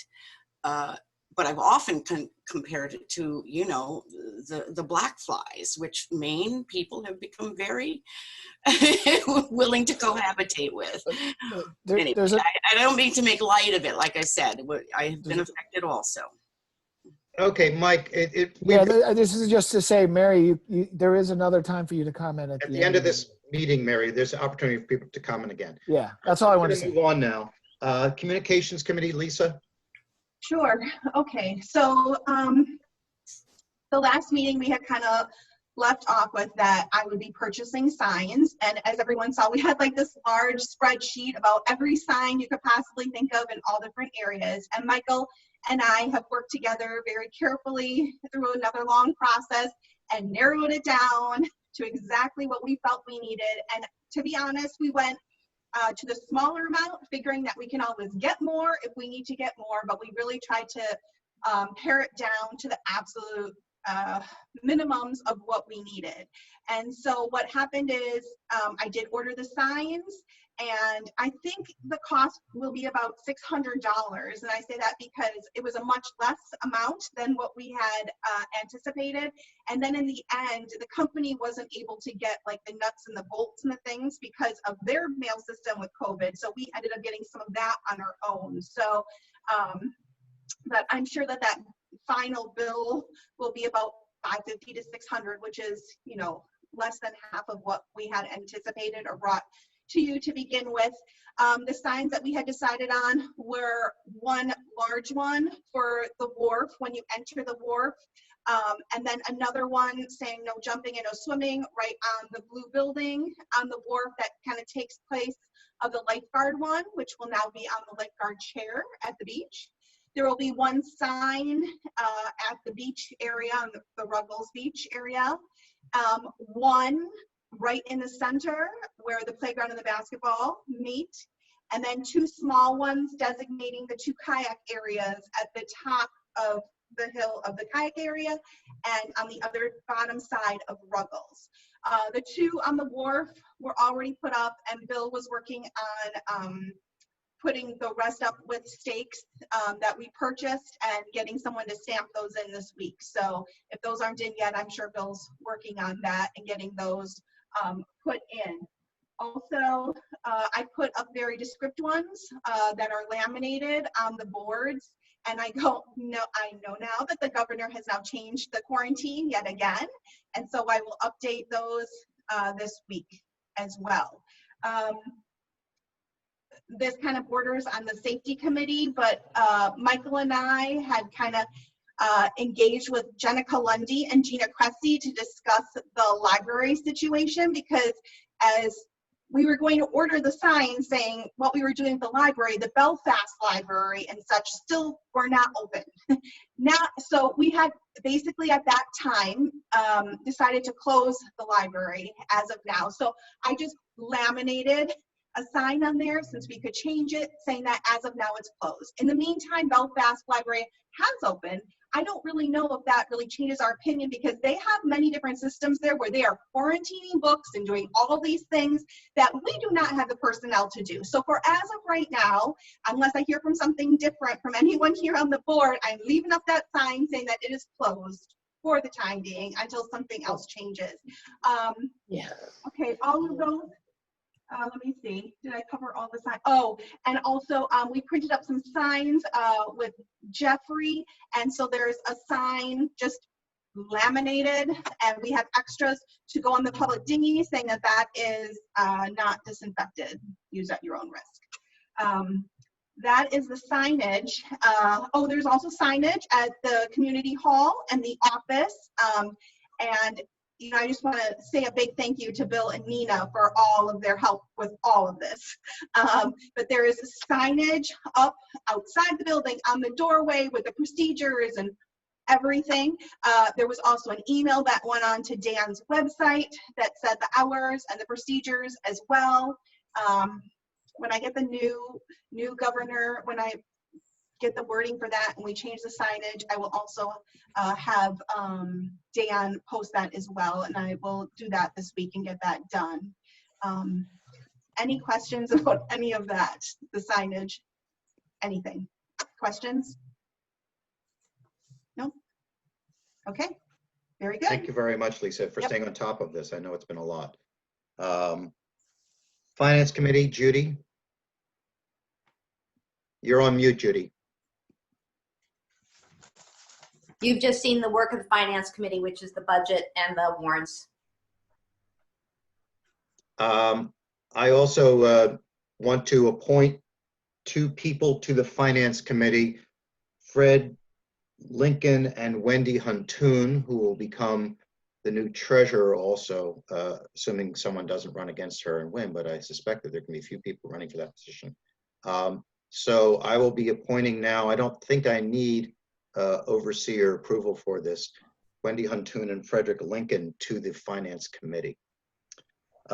Governance Committee, Judy? The Governance Committee has not met because its work on the PI, on the parking ordinance is on hold until we can have the public hearing that will get public input as to the current draft recommended by the ordinance and put before the overseers. We will have that hearing when we are able to have a socially distanced, safe public meeting. Jeffrey, No report from personnel. no report from Personnel Committee? No. Utility Committee, Judy, since David's not here? We met on Friday, and there are the plant is operating in accordance with its current license conditions very well. We did, however, have some sampling issues, the same type of sampling issues we had last winter. We believe it's an IDEX lab problem, the same lab before, so we're doing some double sampling to figure that out. We're in constant communication with DEP about that. We've made our most recent report to the EPA and DEP as to the status of our project for getting our little building online. The building has been put out to bid again, and the bids will be opened on June 30th by Tim Sautel. We'll have a Zoom meeting when we get those in. We have received a proposal from Farley, which was not submitted in accordance with the bid package, so we can't really react to it until we have some bid. That's just for the site work. In terms of action items, there is one. You will recall that we have one less overseer member right now as a result of Mike Lannon's resignation. We need an overseer member to be appointed.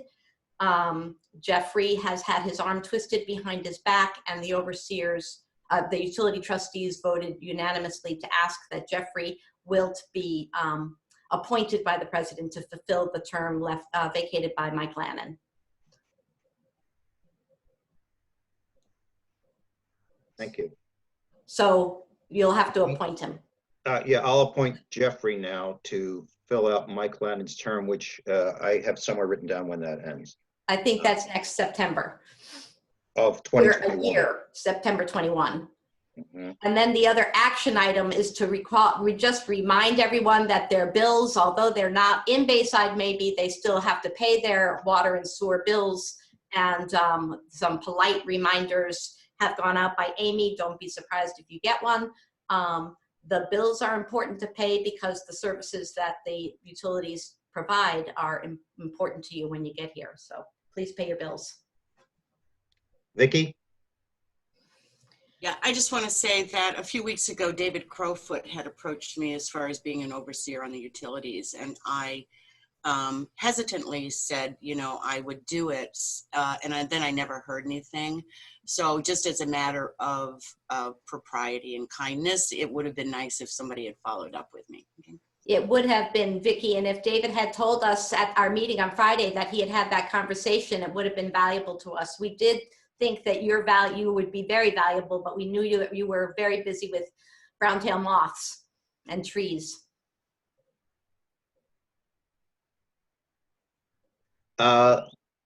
Safety Committee, Michael Terrell. Hi, good morning. We have a couple items. The police, and Bill, you can comment when I'm done. I'm sure you have some things to add to this. We have the police coverage scaling up. As you know, we have a schedule that I've said before starts gradual, gets intense at the height of season, and then tapers off. Then we are now with and it's a job share arrangement between two officers. Just to repeat the obvious, but for those that don't know this, Chief Michael Boucher and Danny Rayosa. And Danny is on duty, has been on duty, and is also going through some training processes with Michael, all reporting very well, adjusting and liking it. So we are, and we go to, I'm looking here now. So it's the week of the 14th. This coming week, we have a 24-hour week.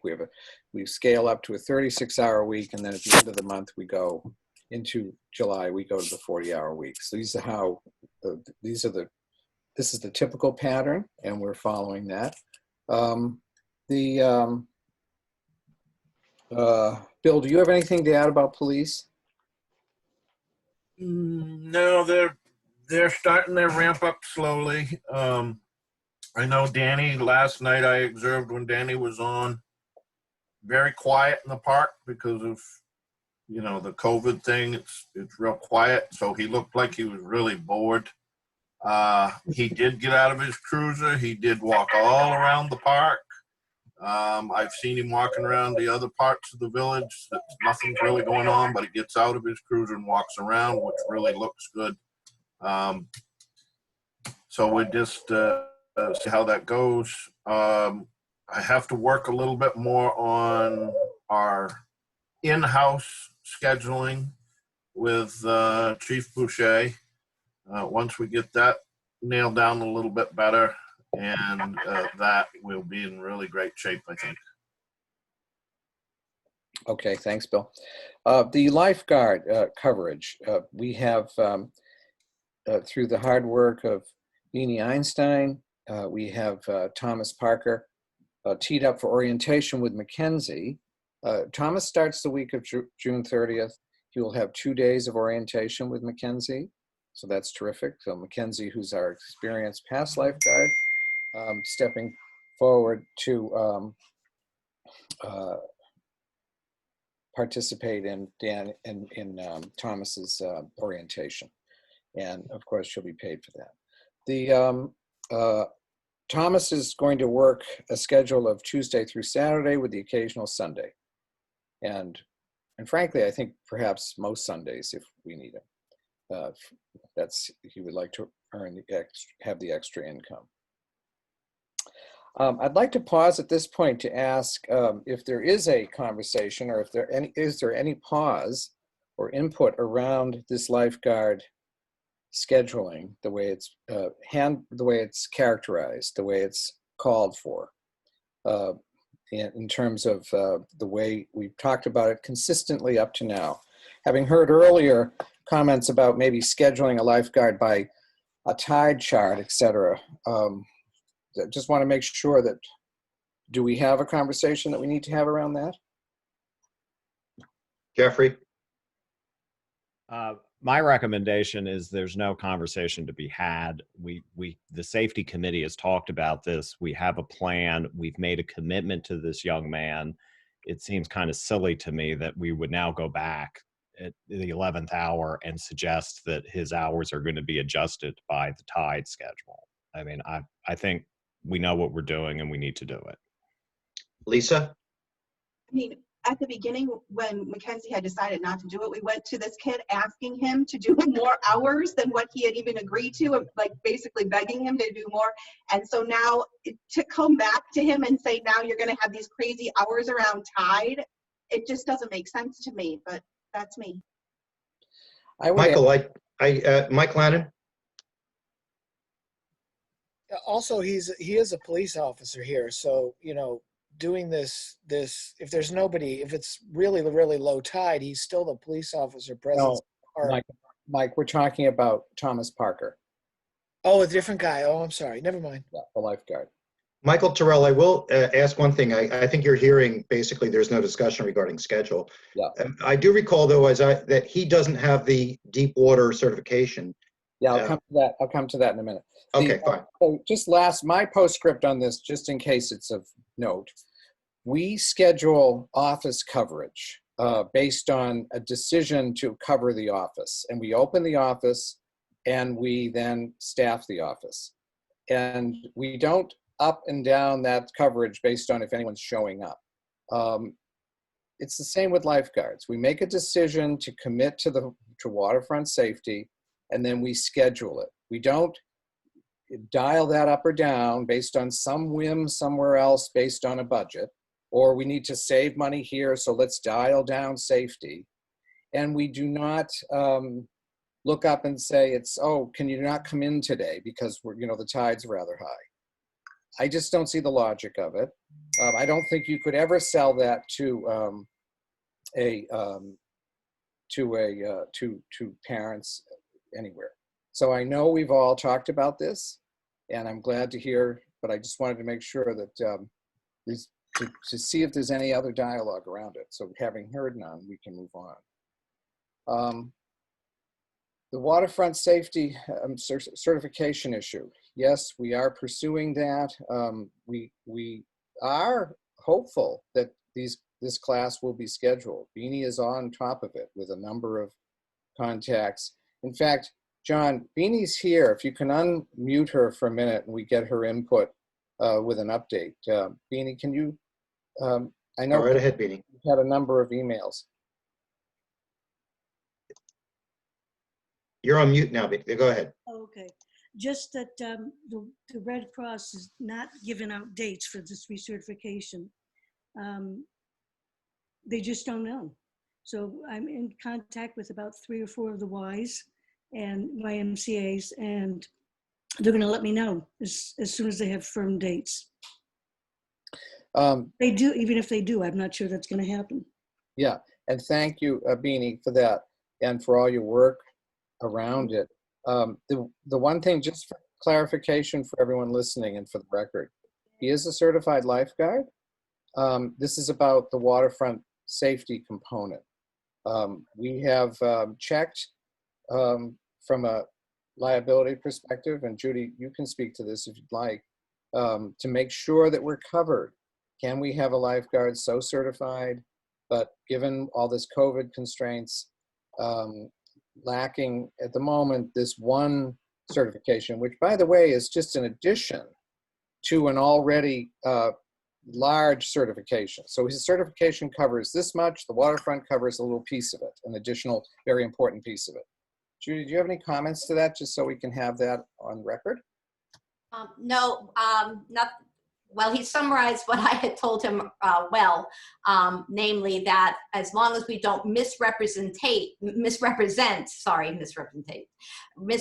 the scope of his certifications, we're fine. We are providing a waterfront safety lifeguard to serve our waterfront area. We're not suggesting he's licensed presently or certified presently as an open water lifeguard, so we're fine. And we've done this in the past when we were in a bad position and Allie Webster stepped in for us and we just changed her title. Great, thanks, Judy. Didn't mean to put you on the spot there, but I do. That's okay. And Beanie, thank you. That's the report. I'm sure there are other bits and pieces, and you know we'll stay on top of the we'll stay on top of all this as we always do, and also the signage with Lisa. Happy to collaborate there. Vicki? People have noticed the 2 new speed signs, one at each end of, what is that, George Street or Shore Road or whatever. And I've heard comments that they've been effective. They see people slow down as soon as they see the signs in both those areas.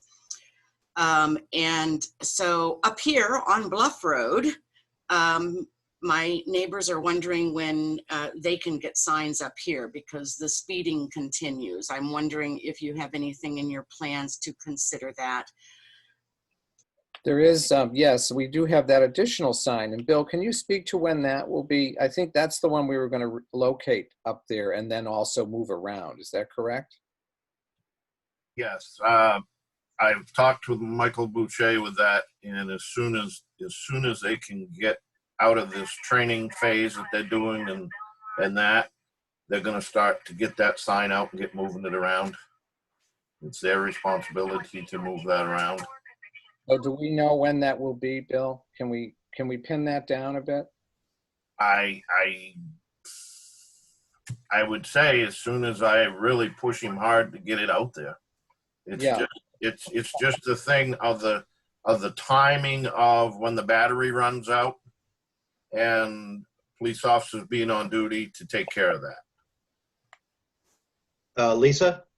Yeah, and I do remember, I know, Bill, you had brought this up to me, and I'm glad that you brought it up again, that last year it was running out of battery. So, you know, Bill, I think that we all support you in giving them a push. You know, people, I think, are coming up a little bit earlier this year, and to give them a push to get that out and then to come up with a plan and a schedule as to when they are going to charge that thing, so it gets done and it's running, because there's no reason to have a sign if it's not working. So Bill, you know, we all support you in pushing for that. So thank you. Yep, and I don't know if what I'm hearing from Vicky is whether she is kind of thinking or is kind of heard that, well, maybe we ought to do another permanent sign.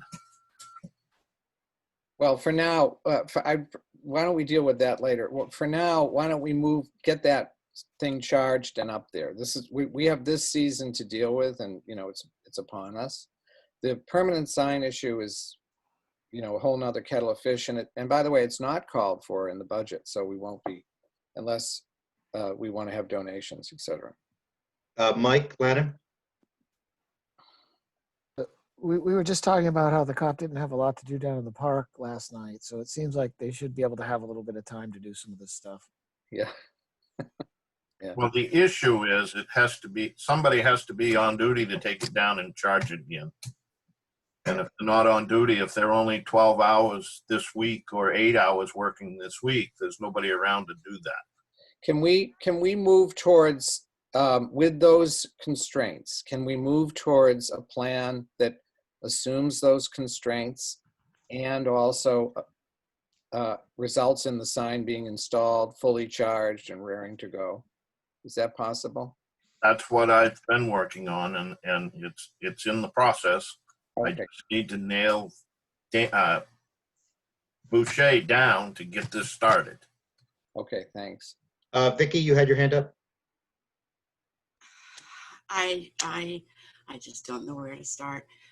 It appears to me that this is a perfect example of where we can say this is part of your job. This is what you're going to be evaluated on. We should have enough information given the last couple of years where we've used this sign, so we know the length of the battery. So on such and such a day, our expectation is you're going to have this sign out, and on such and such a day, you need to be aware that the battery needs to be recharged, and with appropriate personnel protocols in place, it would be one thing that their performance would be evaluated on. The only thing that I'm bringing to the overseers is you all have done a wonderful job, and I know not without expense and without donations, to help the speeding problem down on Shore Road and George Street. We still have the problem on Bluff Road, and the residents up here are wondering if there's a plan. Again, I appreciate your comments. The plan, which has been surfaced a number of times, is for the signs permanently located and then a temporary sign. So if the temporary sign is still in play, and i.e. not in, I share their concerns, and by the way, we were well represented in that dialogue in the plans by Bluff Road folks. Jim Coughlin, not the least of which Jim Coughlin, who is a member of the committee. So we just need to get that sign up there. It's not an option. It's not a someday. It needs to be there so that folks can see that this is actually part of what we intended and what has been approved. Understood. Thank you, Mike. Anything else, Michael? No, that's it. Thank you. Any other questions for Michael Terrell from the overseers? Waterfront safety, Jeffrey Wilt. Just one thing. We've met a lot, and you have the minutes of our meetings. I'm not going to make you all sit through that. As we were planning around small watercraft storage in this era of COVID, as you'll recall, the overseers approved the idea of storing small watercraft on the slope up from the north seawall and across the street in Ruggles Park. Dinghies got sort of swept up in all of that, and we've heard from several dinghy owners that's very difficult for them because it's hard to physically drag the dinghies around. So as a committee, we are asking the overseers for some flexibility to manage the dinghy storage, and our view is so long as the the dinghies are far enough away from a safety standpoint from the lifeguard and the lifeguard chair. There's no harm in having a few dinghies on the North Shore wall. What we don't want to do is drive more dinghies to the floats. This is also being a little bit exaggerated from the fact that we have some issues with the outfloat. And it appears for the immediate future, it's just not appropriate to have inflatable dinghies on the outfloat. So I don't know that we need to pass to have a motion on this. The committee just asks for your indulgence with some flexibility. Any questions for Jeffrey on that? All I have. Anybody have any questions from the overseers for Jeffrey? Judy? I just want to make sure that that doesn't become an opportunity for the beach to be overrun by dinghies. Yeah, and I think the wharf master and the wharf master's assistants are going to be capable to handle this. We had several dinghy owners come to our last meeting, and they understand that they have to be responsible. And if they're not, we're then just going to have to say, sorry, we can't be flexible. So I indulge us to let's just see how the season unfolds. And if it's a problem, we'll handle it. Thank you. Lisa? I just second what Judy said, and yeah, ask them to be responsible since, we have kind of created that area for boaters and swimmers have moved. So just make sure that the swimmers can still swim. Yes. So just seconding what Judy says. Yes. Thank you. That's our intent. Michael? Terrell? I just had a question, not related to this so much, but before we move on, to Bill, if we could, Bill, can you just update us about the lifeguard chair and if that's been moved? Because I haven't been up there. You can do that after Mike's question if it's about dinghies. I know I'm out of line. Yeah, I'm going to talk about the dinghies, and yes, the lifeguard chair is already there, and it's been roped off. It's sitting there. But my question to Jeffrey is, how many dinghies do you think we can have on that north side of the seawall before it becomes problematic? Because I think we ought to let people know that, we expect that after this many, that's the end of it type thing. Well, but what our thought is probably 4 or so. Okay. And right now there are none. So there's no issue right now. But, Right.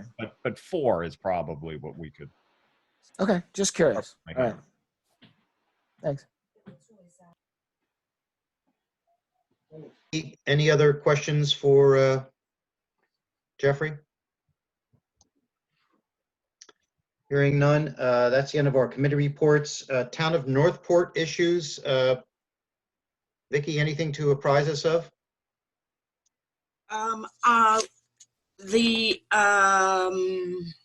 Okay, lots of discussion about the town meeting, just like discussions that are coming up about our annual meeting. They are between 6s and 7s as far as how to handle it. No decision's been made.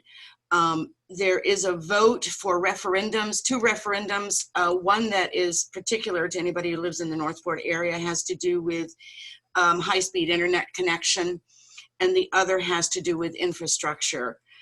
And the vote is for July 14th. And again, as a public service announcement, if you have not registered for absentee voting in the state of Maine, wherever you live, please do so. These towns have no idea how to handle this. And it's one thing to be in a very small town like Northport, but if somebody comes in without wearing a mask, everything stops and they have to disinfect the whole area. That is what they're looking at. And you can't refuse somebody the right to vote whether or not they have a mask on. So all these areas, I'm sure, all over the country are trying to figure this out. So vote absentee would be my suggestion wherever you live in the country.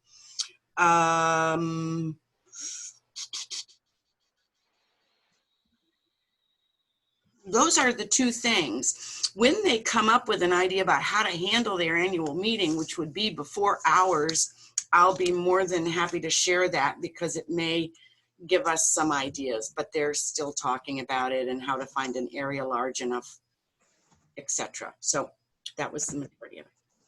Any questions for Vicki regarding town issues from the overseers?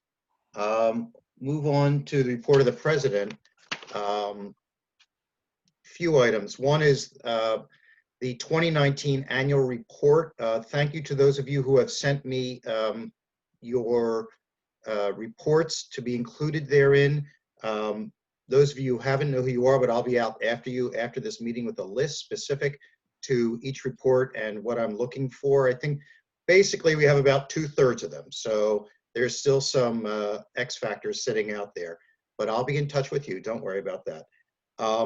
I need to appoint a new wharf master, Gordon Fuller, who has served in that capacity ably for many years, has resigned, and Craig Brigham has agreed, at least in 2020, this year, to be the wharf master with Jim Coughlin and, remind me, Jeffrey, who else is with him? Bill Haverty. And Bill Haverty as assistant wharf masters.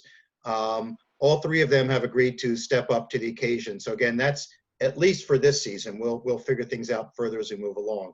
So I'm appointing Craig to be, and thank Craig very much for his taking that on. You've heard about the treasurer position changing. I have a question about that.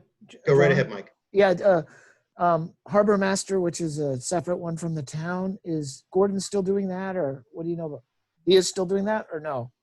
As far as I know, he is still serving as harbor master. I am pretty sure I saw an ad in the paper for the town of Northport looking for a new harbor master, though. Okay, The answer is we don't know. we don't know. Okay, thank you. Okay. Two other discussions that are on the agenda, and I'm not certain that they both have to happen right now. I'm going to take the smaller one, what I perceive to be the smaller one first, and that is the discussion rate continuation of Zoom meetings. It's now June. In our regular schedule, we would have been having this meeting at 8 o'clock live downstairs at the community hall. We would have had 8 a.m. meetings right through our September meeting. The intent, just so everyone understands, remember, for 8 a.m. meetings was that we would, in theory, get over them earlier so you could get out and enjoy the nice day. Given that people aren't driving to and fro, we've kept these meetings at 9 o'clock for the moment. But my bigger question, I guess, is I'm intending to keep the July meeting and probably the August meeting after the annual meeting as Zoom calls for the moment. So this may be an issue for the next Board of Overseers who meet starting right after the annual meeting. Not everyone here is going to be on that Board of Overseers, milestone. But looking ahead at September through August of 2021, I'm up for ideas about how we might, let's have a short discussion about how we might want to structure that. Mike Lannon? I'd love to have the July meeting at 8 a.m. in the park. We have 18 people on this. We're allowed to have up to 50 people in a meeting. And if we're in a circle and we're all 6 feet apart, I think we can talk and get this done. That would have to be weather dependent, of course. So that's 8 miles. If it's pouring rain out, Mike, we're not going to sit in the park. So we'd have to figure that out and figure the degree to which we would or would not need. Could we have a Zoom backup is what you're saying? Is that what you We'd have to have a Zoom backup because okay, it could be pouring rain and I'm not going to ask people to sit out in the park. Yeah, if it was today, it would have been awesome. But right. Any other thoughts about whether we want to have the July meeting outside or not, or people care? Let's start with July. Other opinions? Jeffrey? I would say whether it's outside in person or on Zoom, it would be nice if we could do 8 o'clock. Well, that's easy. I'm not hearing strong one way or the other opinions about whether we should have it outside or keep it on Zoom for the July meeting. Vicky? Zoom seems to be working okay. I've stated, I think before, and probably personally to you, John, I prefer my meetings and my human beings in person, but I think the discussion about how to handle the annual meeting, that's where our energies should go. So I'd be in favor of continuing the Zoom meetings as we move forward and until things change. Judy? Judy, you had your hand up? You're on mute, Judy. As I've expressed before, these Zoom meetings have been a real savior for all of us to make sure that we keep the business going forward, but they are a response to extraordinary times, in reliance upon the safety net that we have because of the cover of the executive orders that we're relying upon. I am very concerned about the legal efficacy of votes taken over Zoom. If anyone ever wanted to challenge our anything we did, that there would be a problem there if we start to crawl out of this COVID-19 problem. Right now, I think the executive order, the emergency order expires on June 30th, if I've caught up with the ever-changing executive orders. So I just caution us that we're getting very comfortable. I love not driving 3 hours a day, and I'm one of the closest ones when we have these meetings, but I caution us that what our abiding drive should be, what are we legally required to do? So my answer is, let's see if we can plan it in the office, socially distanced. After all, we've said that our office is open on June 1st. Let's see if we can do it in the office. If we can be socially distanced, let's continue the notion of Zoom in July, and let's keep playing it by ear. Vicki? My understanding of the executive order and the way they've set it up is on a month-to-month basis, she's doing the proclamation of an emergency situation or whatever on the 15th of the month, which then allows her to put these other rules out from the 1st of the month to the 30th. So what is that? She declares a state of emergency on the 15th. And then, so when it comes to the 1st of July, she can say we're extending these orders. Something like that. Anyway, okay. Mike Lannon? Hey, listen. She can only extend it for 30 days. The day doesn't matter as much, but by law, she can only do 30 days at a time. So that's why it keeps getting re-upped.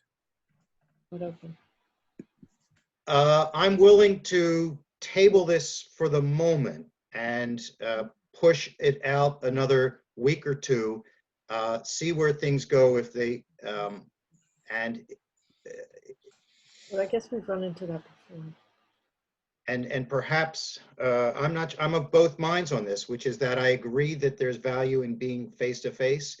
I don't want it to be such that we make it more challenging than it needs to be. And I was initiating discussion as looking out into 2021, but let's handle it 1 month at a time. Mike Lannon? I do like the idea of Zoom, and I'd love for Nina to look at the possibility of us being able to, when we do go back into if we're going to go into the community hall, it really probably should be just the overseers and and staff and things that are in the hall. And then everybody else, if they could attend via Zoom, that would be spectacular, because that would be a great way to do it in the future. Once we're back to normal in the winter, people could attend via Zoom if there was a way to do something like that while we still had our quorums and everything in the room to satisfy the laws. That would be, to me, the best goal going forward if we somehow could figure that out. Yeah, that's how the municipalities that are handling, that we represent, are handling their planning boards and their boards of appeal. The members are sitting in the community, in the town offices, handling it publicly, but the applicants, the participants, the members of the public are participating by Zoom. Right. So there's a nice compromise there. I call that a webinar, Nina. It seems like that's the format we might use rather than Zoom. We'll see. Okay, I'll report back. Let's just table that one for just a moment, and we'll sort of consider it again the next week or two. It'll probably be a situation where we'll just make a decision in late-ish June about how we handle July's meeting. And then there's the issue of the annual meeting, and I sent out to the overseers the sort of variety of options that are out there. Number one is to have it in the community hall, which wouldn't really need to be disinfected, by the way, because there hasn't been anyone in there since the fall. So it would need to be cleaned, but not disinfected. The overseers could be up on stage. Not every individual who enters as an audience member needs to be 6 feet apart. It's really family groups that need to be 6 feet apart. And there's open windows there. So that's one option. Another option is to have it in an outdoor space. Bill and I have talked a little bit about this. There's Bayview Park, and the overseers could be sort of towards the bottom, and people could sit on the hill kind of looking down at the overseers. We'd need to provide, obviously, amplification and microphones for that and figure that part out, and probably have a tent. That would be an enormous tent, so we'd have to think about that if we really want to go that route. Bill has also said that another opportunity would be up on Bluff Road, essentially behind where the reservoir is, the pond up there. There's a parking lot space, and that would be a flat space. An advantage there is that there's electricity available right there at the building, so we could run microphones, etc. And it's flat, and people could bring chairs, and/or we bring chairs from Community Hall. And a third option, as has been put forth by the state, is to have essentially a secret election and to run the whole thing with people getting ballots, either physically going to get their ballots at the Community Hall, or they could be available online. They would submit ballots somehow. Ballots would be counted and read. It's possible but unlikely. It might all happen exactly on that date. It might take a little time to put all that together.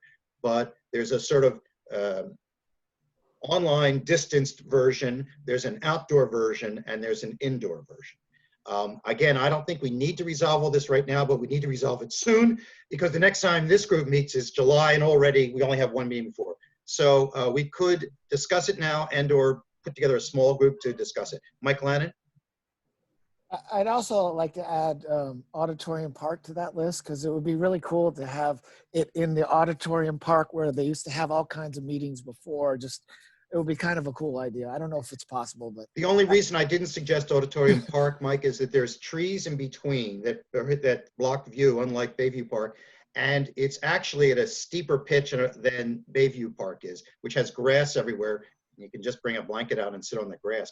We could move the time up an hour or so if we had to. Vicki?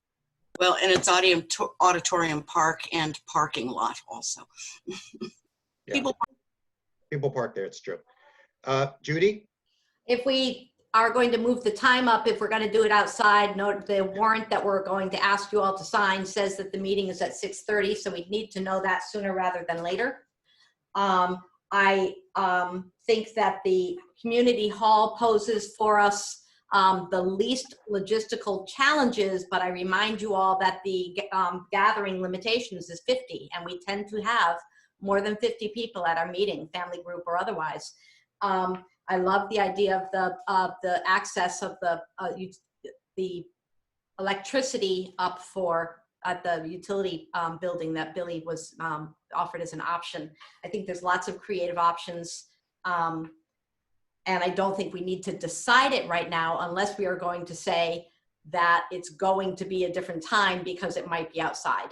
We'll have to deal with that when we sign the warrant. Mike? Also, if we have it outside, don't we need a rain backup date because of, can we do that, Judy, or does it have to be that day? It has to be that day in accordance with our charter. It has to be the second Tuesday in August, which is why we always have these constraints. We could Hence have the tent. the backup that John suggested is a tent. That's extraordinarily expensive. And the other backup is, well, then we worry about the community hall again, which gets us back to the 50-person limit. Right. If we had it up at the utility building, can we have the garage door open and we could be inside the building and people could be out in the thing, even if It it's wouldn't raining? accommodate anywhere near 50 people in the building. No, we would be in the building and people would be outside. In the We'd be rain. dry, but the yeah. I will note that whether we have it indoors or outdoors, if we worry about the 50-person limit, it doesn't make a difference where we could be on the moon. So we could ignore the 50-person limit and say we're having our annual meeting and we'll see what happens, or we could deal with that. Nina, you have your hand up? If you have a 50-person limit, would it be possible to, since we have the YouTube channel now and you can do YouTube Live, could you have it being recorded to people that were sitting like at least in another area, still in the park, not away from the park, but like when some church services have a broadcast to a second building because they overflow? That's Judy? interesting. Some towns that we represent that have their their town meetings earlier than we do, so they've confronted this earlier, did not conclude, and this was not us as their council, this is Bernstein Shores as the council, we are subparts of this, did not conclude that that really smart idea would work. You can either have it public with everyone together, or the secret ballot is what they concluded. They didn't conclude that you could do a neither here nor there is what their concern was. Jeffrey or Miles or Lisa or Michael Turrell haven't said anything. I don't know if you have any opinions. Lisa? I would prefer not to have it in the community hall. I think the point of the annual meeting is to have as many people as possible, and I think some people will be turned off by that, by coming into the hall. I think you'll have a larger turnout in the park. I personally will be more comfortable in the park with the open air. If we have it in the hall, I will go in the hall. But I'm just saying, I think you'll have a bigger turnout in the park. I understand there's weather problems with all of that, but I think the whole point of the annual meeting is that it seems to me, as someone who's new to the board, who didn't go to monthly meetings, that is the one that I went to. And I think that is the one we want the community to show up to as they have in the past.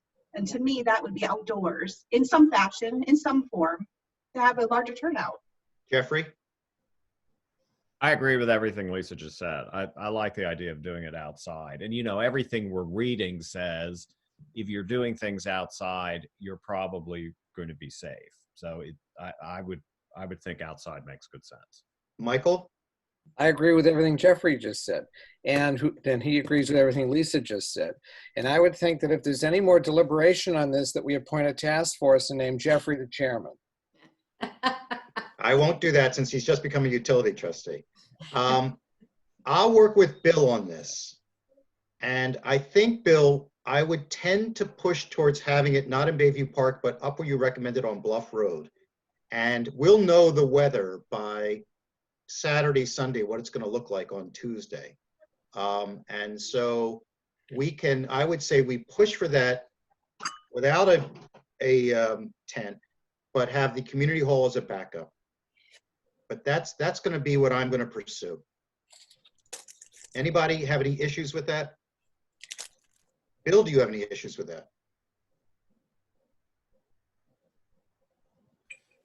So back to the thing, what happens if it rains? Then we'll go to community hall and we'll figure that out. We'll know that by the weekend. Can I suggest the meeting be earlier? What time?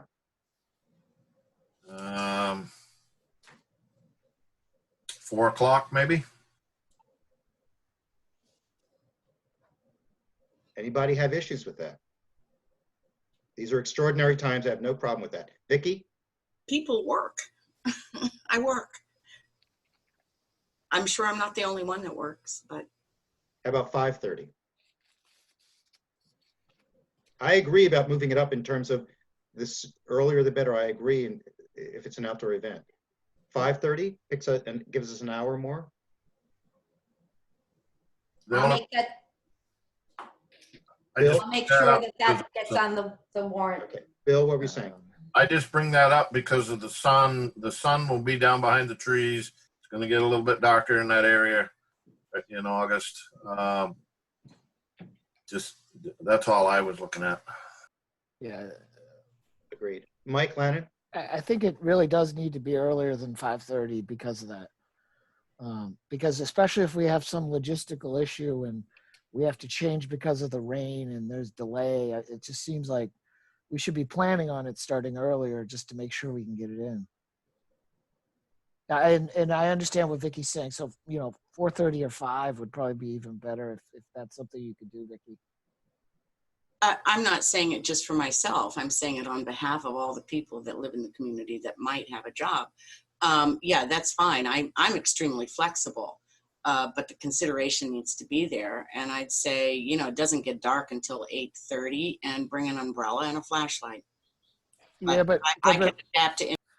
but if we have any logistical issues about the system not working, the PA system or something, and there's a delay, we want to make sure we can get it in. That's you know, kind of why I was thinking if we start early, we have more flexibility to get it done. I think moving it up 1 hour is it's a good move. I don't think more than that is going to work. Makes sense. I propose 5:30. All right. Judy, you'll make that note for, Yeah, and we'll change it to whatever the physical, so have you decided for sure up at the utility buildings? Because we'll have to have the physical location. I'd like to have another conversation with Bill on that Okay, first. so you'll just let us know. Because when this is done, this warrant, then I'm hoping each of you will be in Bayside at some point in the next couple weeks, 10 days. This will be in the office for you to physically sign. It's the signed copy that makes it legal. You all voted to approve it, but it has to be, written in its final draft. Of course, you go in the office when it's open and one person at a time, but we'll let you know when it's there for your signature. Thank you. Michael Terrell, did you have your hand up? I had a question about the, where are you located? Is there a concern about mosquitoes? Yes. It'll make for a brisk annual meeting. There is no easy answer on this one, no matter where we are. Although Bayview Park would be less mosquito-y than the hill.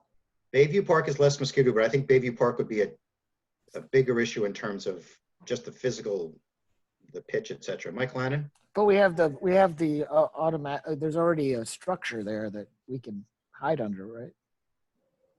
The overseers, yes, but not the attendees. Well, I say it as in the point of the PA system and everything can hide under. Oh, yeah. You could run a line out from a house there, yes. Yes. I'll talk with Bill about this. We'll make a decision. Sounds like people want to be outdoors. We'll be outdoors. The 50-person limit, we're just going to forge ahead.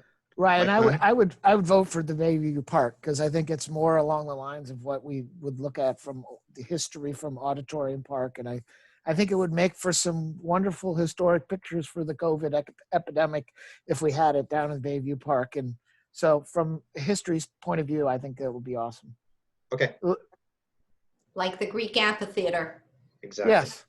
All right. Well, it's a Thank good you. rehearsal for future pandemics. You know what I'm saying? Right.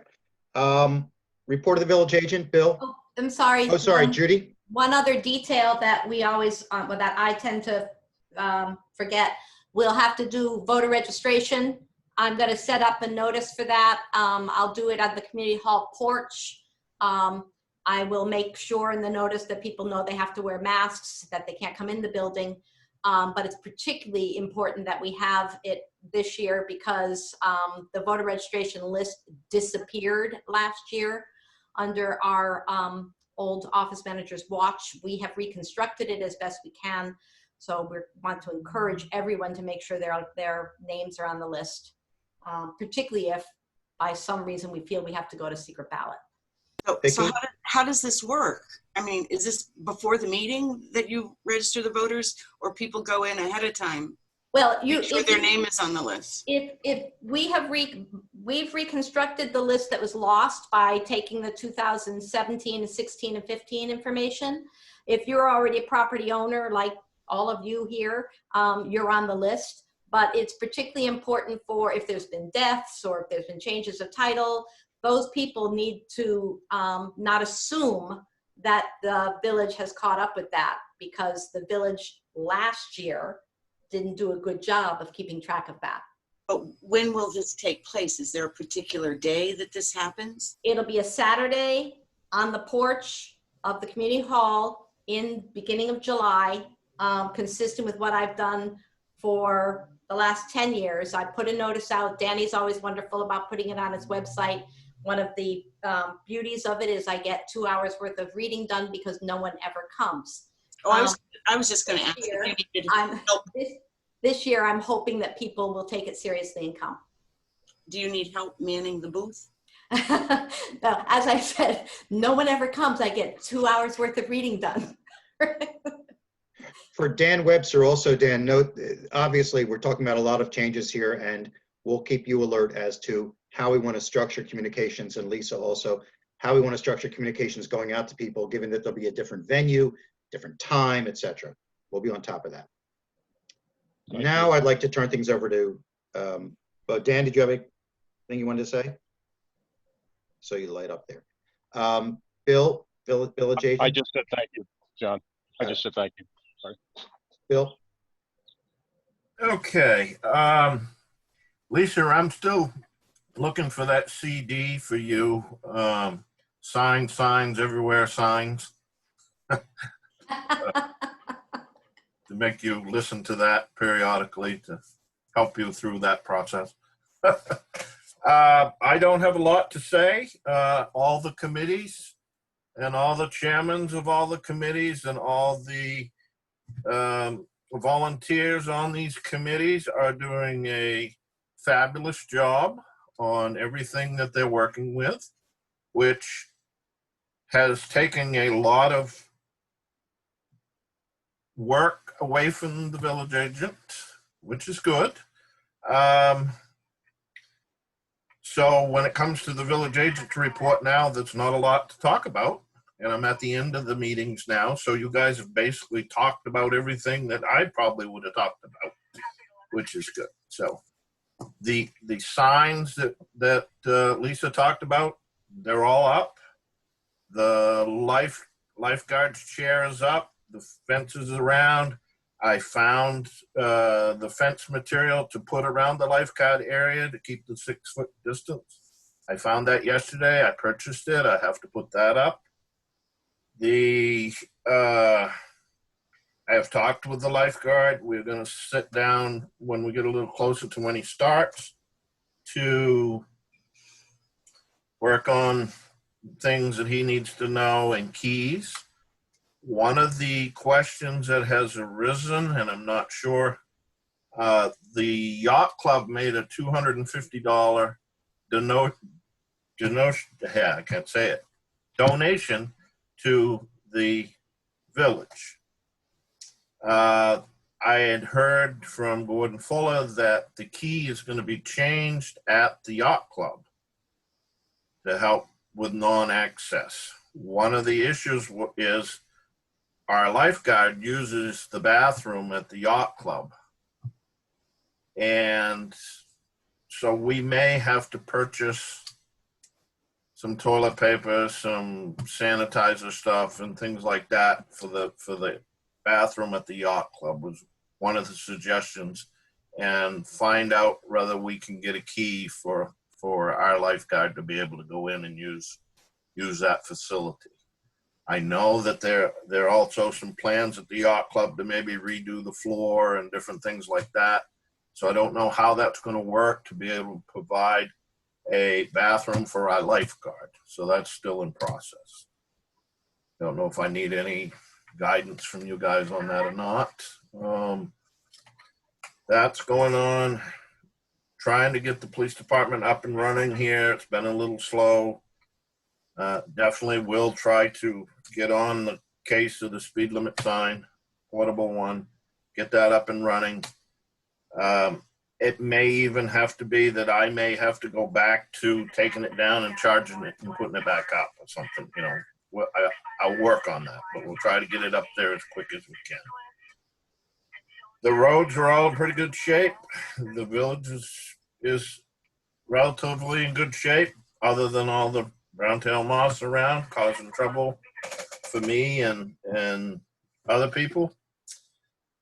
The tree watering situation we've had, hopefully that's a little more controlled now. I noticed that the trees are more brown on all of them now than they were, but all the other trees that they planted are blooming out, starting to look good. Hopefully the brownness of the other is just the shock of transferring to the ground.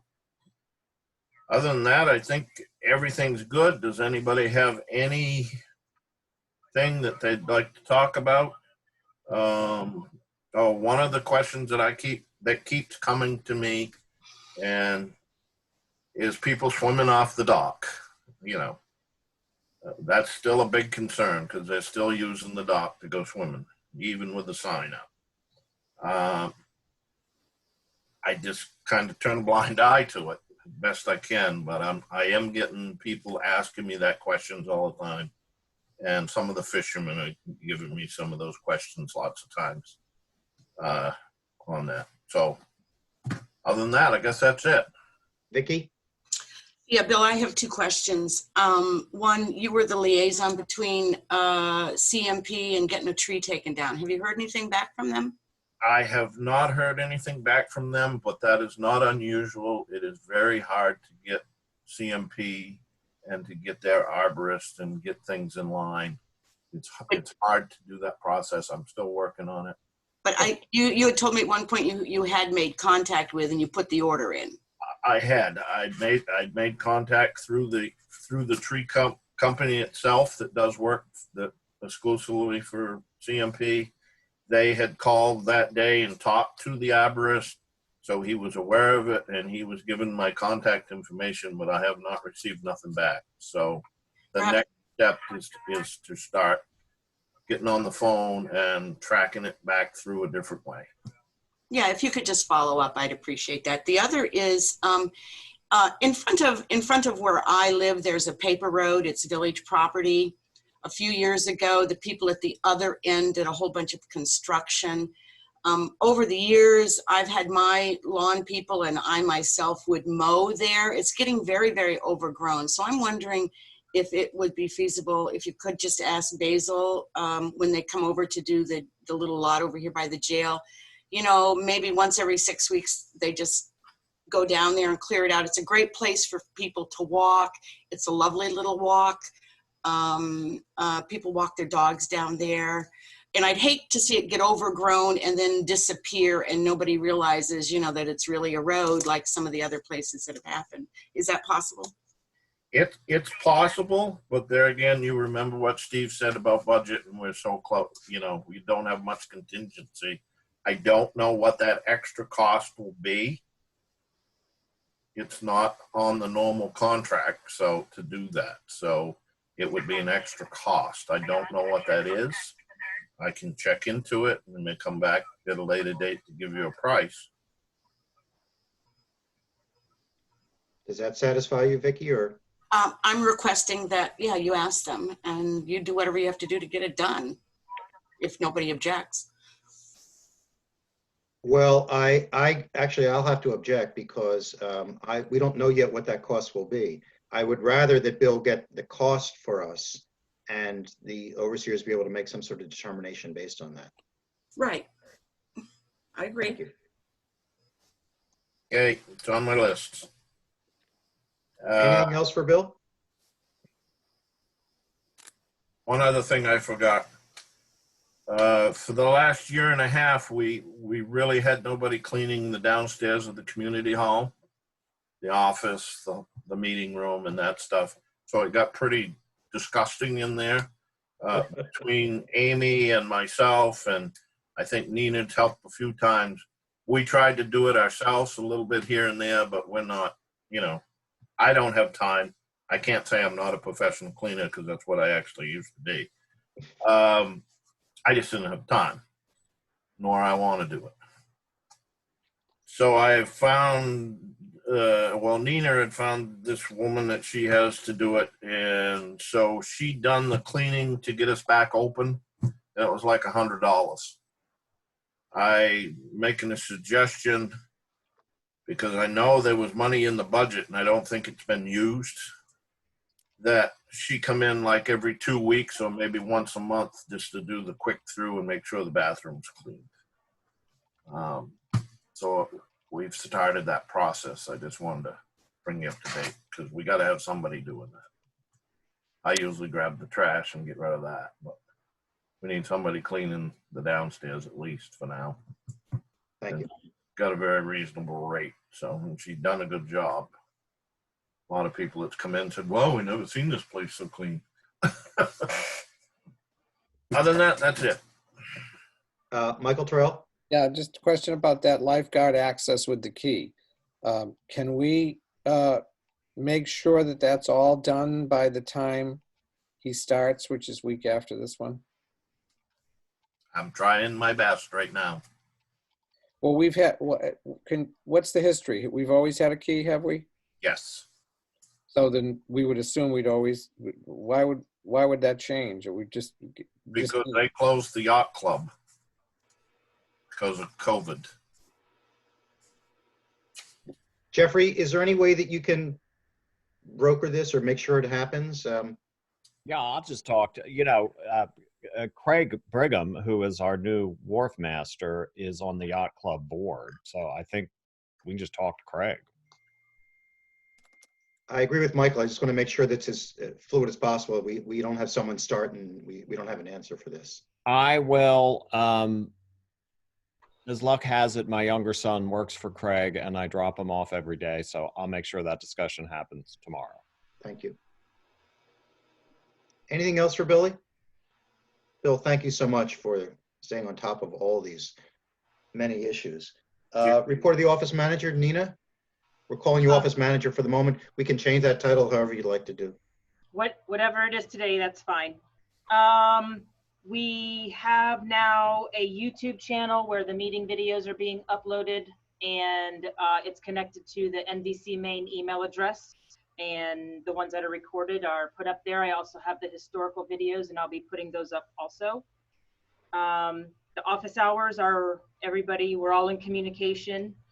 Amy's on Monday, Janae is on Tuesday, I'm on Thursday, and Bill and or Dick are there on Friday, or maybe there.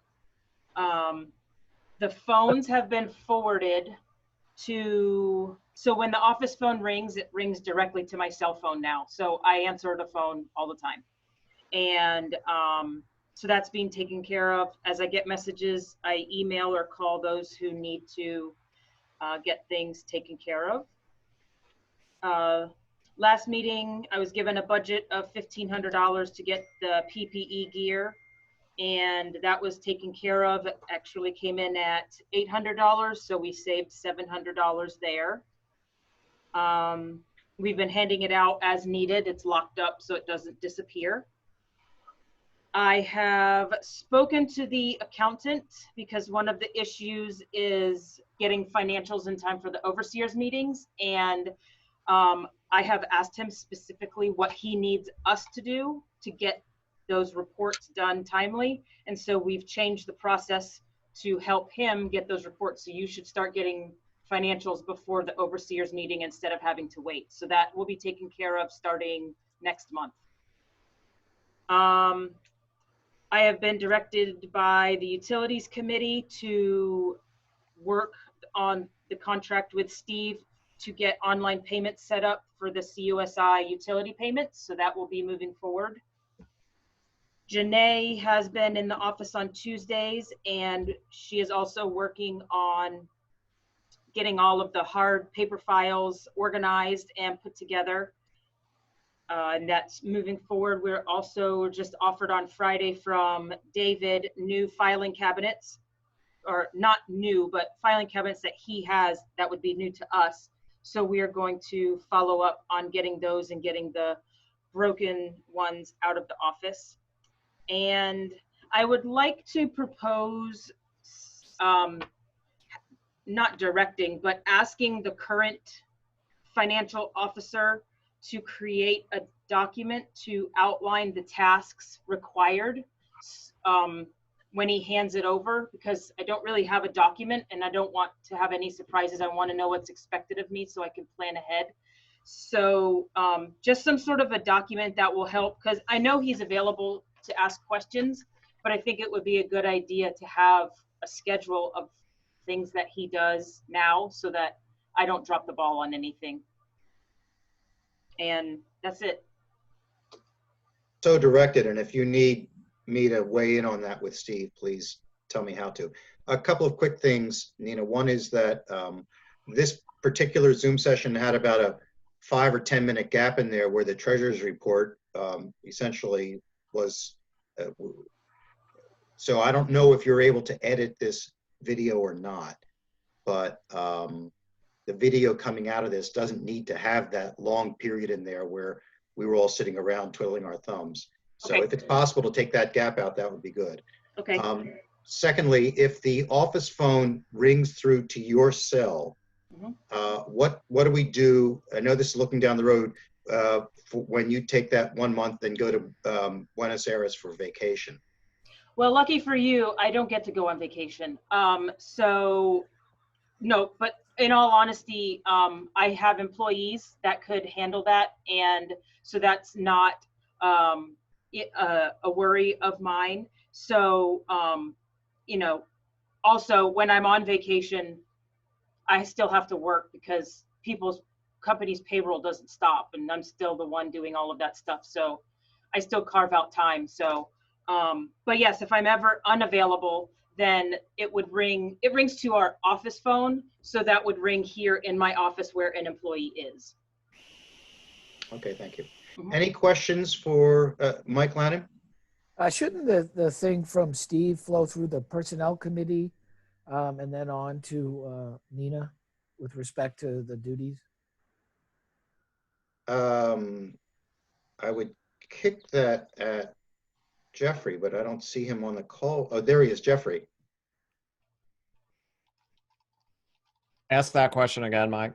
Yeah, I was saying that the description that Steve is going to provide of what to do, shouldn't that kick through the personnel committee, because we've talked about how it might be a little bit different moving forward? Yeah, I think that's a good idea, and that also forwards the process of getting job descriptions updated. Yes, two birds, one stone there. Yeah, I agree with that. I think that's a good idea. So if you can, then I'll triangulate amongst Nina and Jeffrey to Steve. Yes. Thank you. Other questions for Nina? Hearing none, we'll move on. Comments by meeting attendees on agenda items. Anyone here have anything they'd like to talk about something that's occurred during this meeting or issues they'd like to raise? Mary? Okay, just in summation quickly, I'd like to leave you with the awareness and to get the word out that exposure to caterpillar histamine hair can be life-threatening, and it does not respond to common treatment like calamine lotion, but it may require an EpiPen for individuals with histamine sensitivity, and that it is unlike anything formerly dealt with, such as black flies, which I've been dealing with for 21 years since I've come to Bayside, but I've never been told by a doctor that I had a life-threatening situation. And last and finally, airborne hair aloft after the caterpillars molt in a few weeks, which might be reduced with wetter lawn mowing or weed whacking accommodations. Alerts to Baysiders and lawn service like Basil perhaps could alleviate this situation a little bit, because the threat is ongoing to people with health crisis. Thank you for listening. Thank you. Anyone else with a comment they'd like upon this meeting thus far? Just a couple of quick notes here. What I think I heard was that people would like to have our next meeting at, oh, sorry, Mike Lannon? And Dan Webster's trying to say something. Oh, Dan. Yeah. It's almost over. Go ahead, Dan. You're still on mute, though. Hello. Go ahead. Sorry about that. Just a few things, John. First of all, the Commodore says that the lifeguard can use the bathroom, and I believe she told somebody about that. So confirm it with Craig, but that's what I've been told. On the brown-tailed moth, I'd like to know at some point whether or not Vicky or anybody else thinks the treatments have been effective. I put something called implants in my trees. I have a lot of them on my new property, and I still have a tremendous number of caterpillars. So I don't know if it worked or not. Maybe it's better than it would have been, but it's still pretty bad. In terms of the Zoom meetings, I'd love to find some way for you to continue to broadcast the meetings. And I think the YouTube streaming makes a lot of sense, as Nina had mentioned. I wonder for the annual meeting if the school might be a backup. for you in case of rain. And lastly, on the voter rolls, I saw Amy in the town office the other day, this past week, and we were talking about that. I actually had received something, the 2018 voter roll from Mandy last year. She was trying to do something with it, and I gave her some help on it. I don't have any sort of update for 2019, but I did email that to the village address. That's it. Thank you. Vicki? At the Northport Selectmen's meeting, they had contacted the school about using the school for the annual meeting. I guess that's where they normally do it. And there were problems there because the school was concerned about liability and many other things. So the conversation's been had if anybody wants to follow up with that. Thank you. Yeah, I was aware of that as a sort of non-option, unfortunately. Michael Terrell? This is just a small item. Thanks, Dan, for your input there. My understanding about the implants is that that is something that takes effect in the coming years. That's the injections, but that doesn't provide, that's my understanding. Yeah, the injections are intended to try to help to save the trees, essentially. You're working on the structure of the tree, correct? And the implants, I don't know, you don't want to belabor this, I know, but I talked to the company that manufactured them, as did my neighbor, and they do really have the same impact as the injections. The idea is to get the insecticide into the leaves so the caterpillars eat the leaves and die. And I don't know, maybe they just didn't work fast enough, but I put them in around the same time the injections were done. And I haven't seen a lot of dead caterpillars around except the ones that I kill. Thank you. So again, just to wrap up, we're going to try to meet at 8 a.m. on Sunday, July 12th in our normal space downstairs at Community Hall. We'll plan out appropriate distancing inside that space. As for the annual meeting, I'll follow up with Bill. Bill, I think I'm going to want to come up there with you and walk around a bit and look at the outdoor spaces and figure out how we might actually do that. Mike Lannon? I didn't know that we had settled on the community hall for the next meeting. Just verbatim, I thought we were going to consider that if we had an option to do some streaming along with it for other people to communicate. Is that not correct, or? Michael Terrell?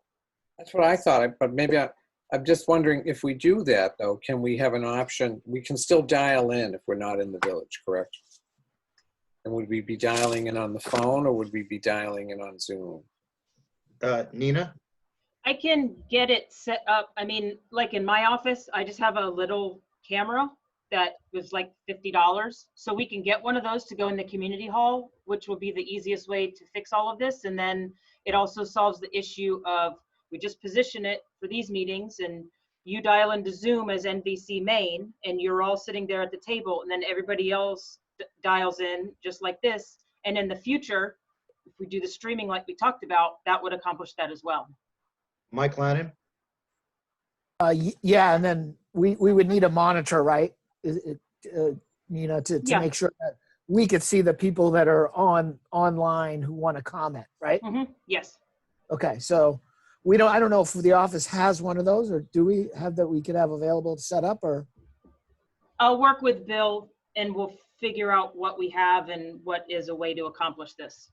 I might have a monitor. Might have a TV around my house that we don't use. Okay, because we can figure out a way to do that with 5 to 7 people, but I don't know how we would do it if we had, 15 people in there. It doesn't seem possible. Well, so I'll back up because I thought that's what I was hearing people were saying is they wanted to be inside Community Hall. Am I hearing not that people would prefer to keep it as a Zoom call? Judy? I think my point was not that I want to have it in community hall, but that I am concerned that we might have to have it in community hall to make it a legally effective meeting if the executive order is no longer in place. All right. It's going to be at 8 o'clock and I don't know where it's going to be. So we'll let you know as we get further along in this month then. Annual meeting, we will strive to have it outdoors with probably community hall as a backup. 5:30 on August 11th, I think it is. Anything else? It's 12:03. Thank you all for your patience. I appreciate it. We'll be in touch. This meeting is over. Thank you. Thank you.